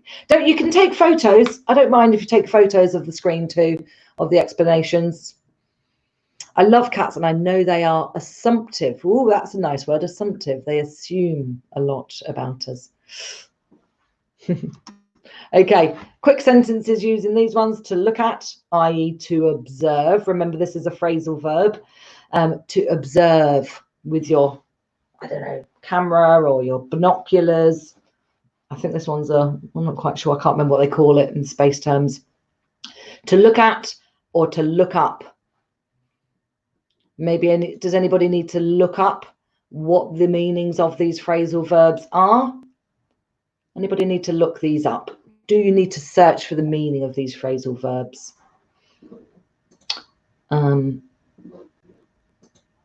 Yes. Anybody got any example sentences for these ones?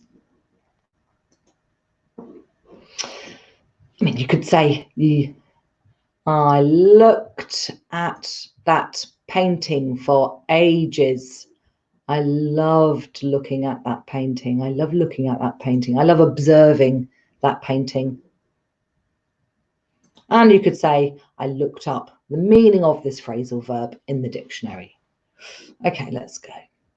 Now, can you complete these sentences with, or complete the phrasal verb? What is the part missing of the phrasal verb from these sentences?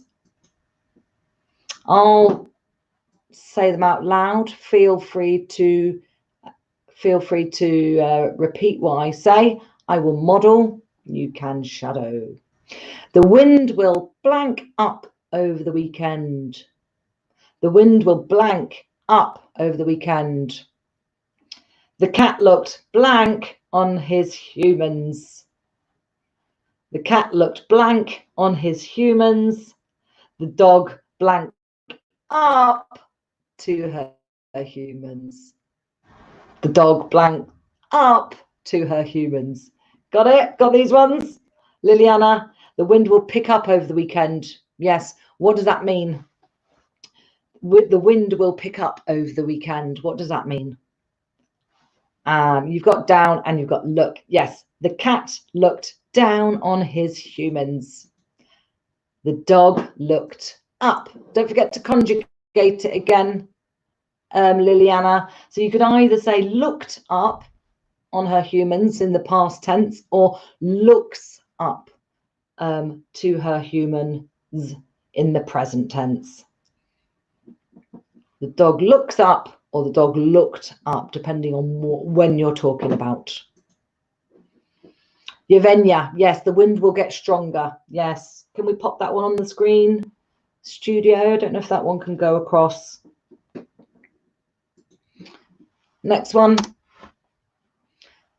Here we are. The viewing figure, same exercise, basically. I want the missing half of the phrasal verb. The viewing figures blank up over that wonderful documentary. The viewing figures blank up over that wonderful documentary. He blank out the criminal from the lineup. He blank out the criminal from the lineup. And number 3, this is also a tip for you.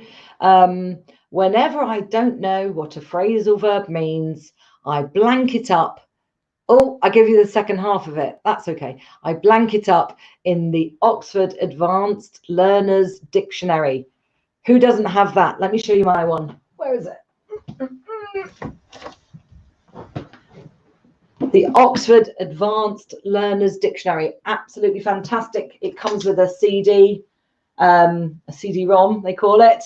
And on their website at the moment, they've actually got free access to the Advanced Learners Dictionary until the end of July, due to the coronavirus. You know, so many people are needing to study online at the moment. So they're giving free access. I mean, this is like a €40 book, okay, 40, 50 euros, depending on all sorts of things, but depending where you get it from. But if you go to their website, you can get free access to the premium content of the Oxford Advanced Learners Dictionary.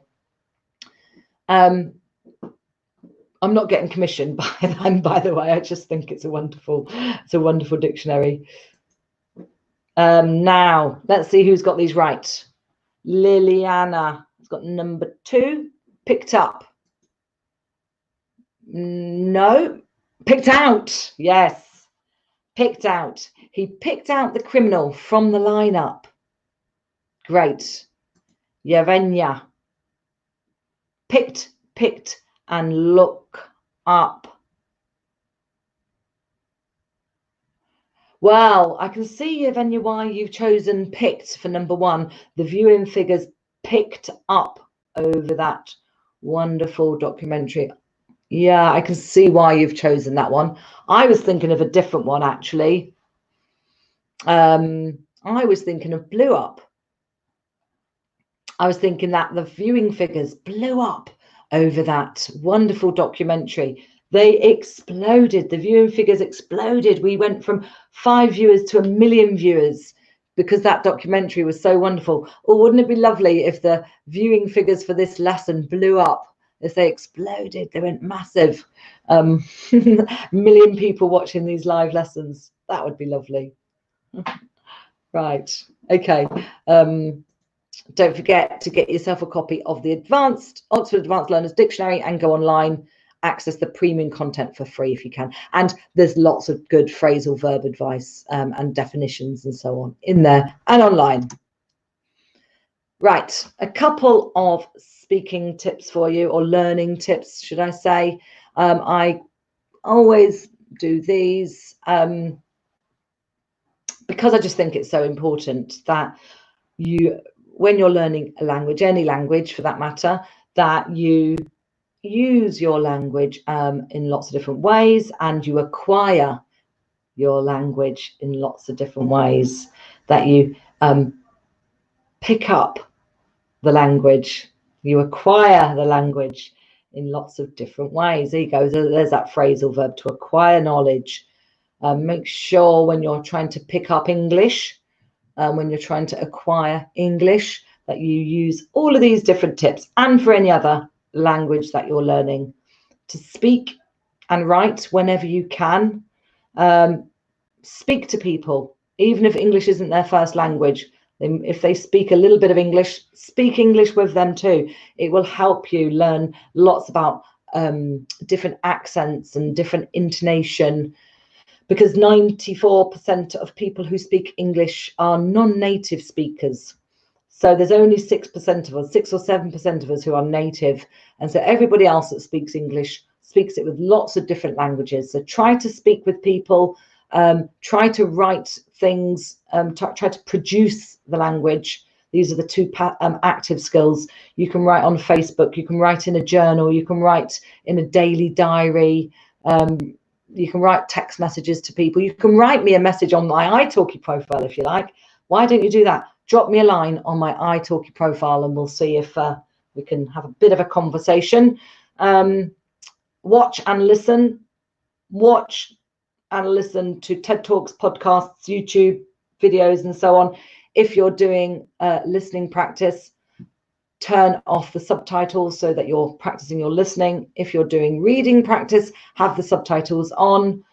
And finally, to read out loud, read as much as you can. You will learn people's different ways of speaking.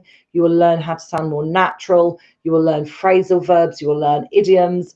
You can do very kind of close, focused reading where you just read where you just scan for things like adjectives on one day. Maybe the next day you want to just focus on the present perfect or something. So do very focused reading and read out loud so that your mouth becomes familiar with how the words sound, how your mouth shapes, so your ear can hear how you sound, and you can self-correct yourself.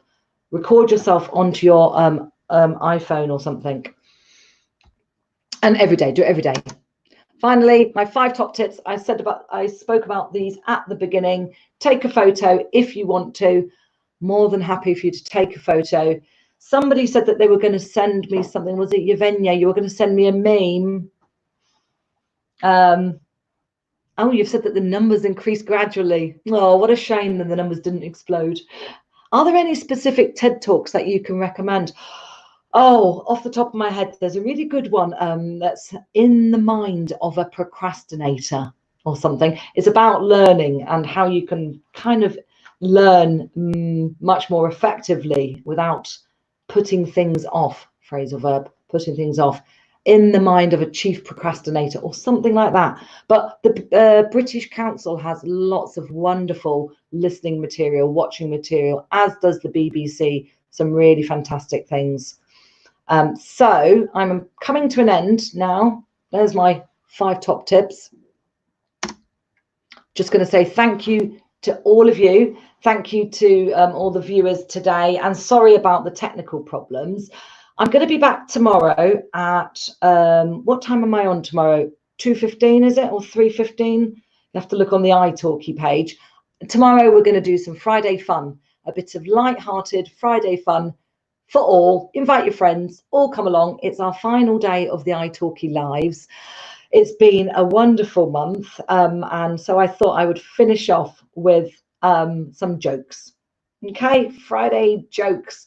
Please bring some examples of your jokes from your countries and we can swap joke tips, and I'll explain them to you as well, of course. If you want lessons with me on italki, feel free to go to my profile. I've got a 50% off special offer at the moment for my live viewers. Just drop me a message or fill out my contact form. You're supposed to use the code LIVE5, but I don't mind, it doesn't matter.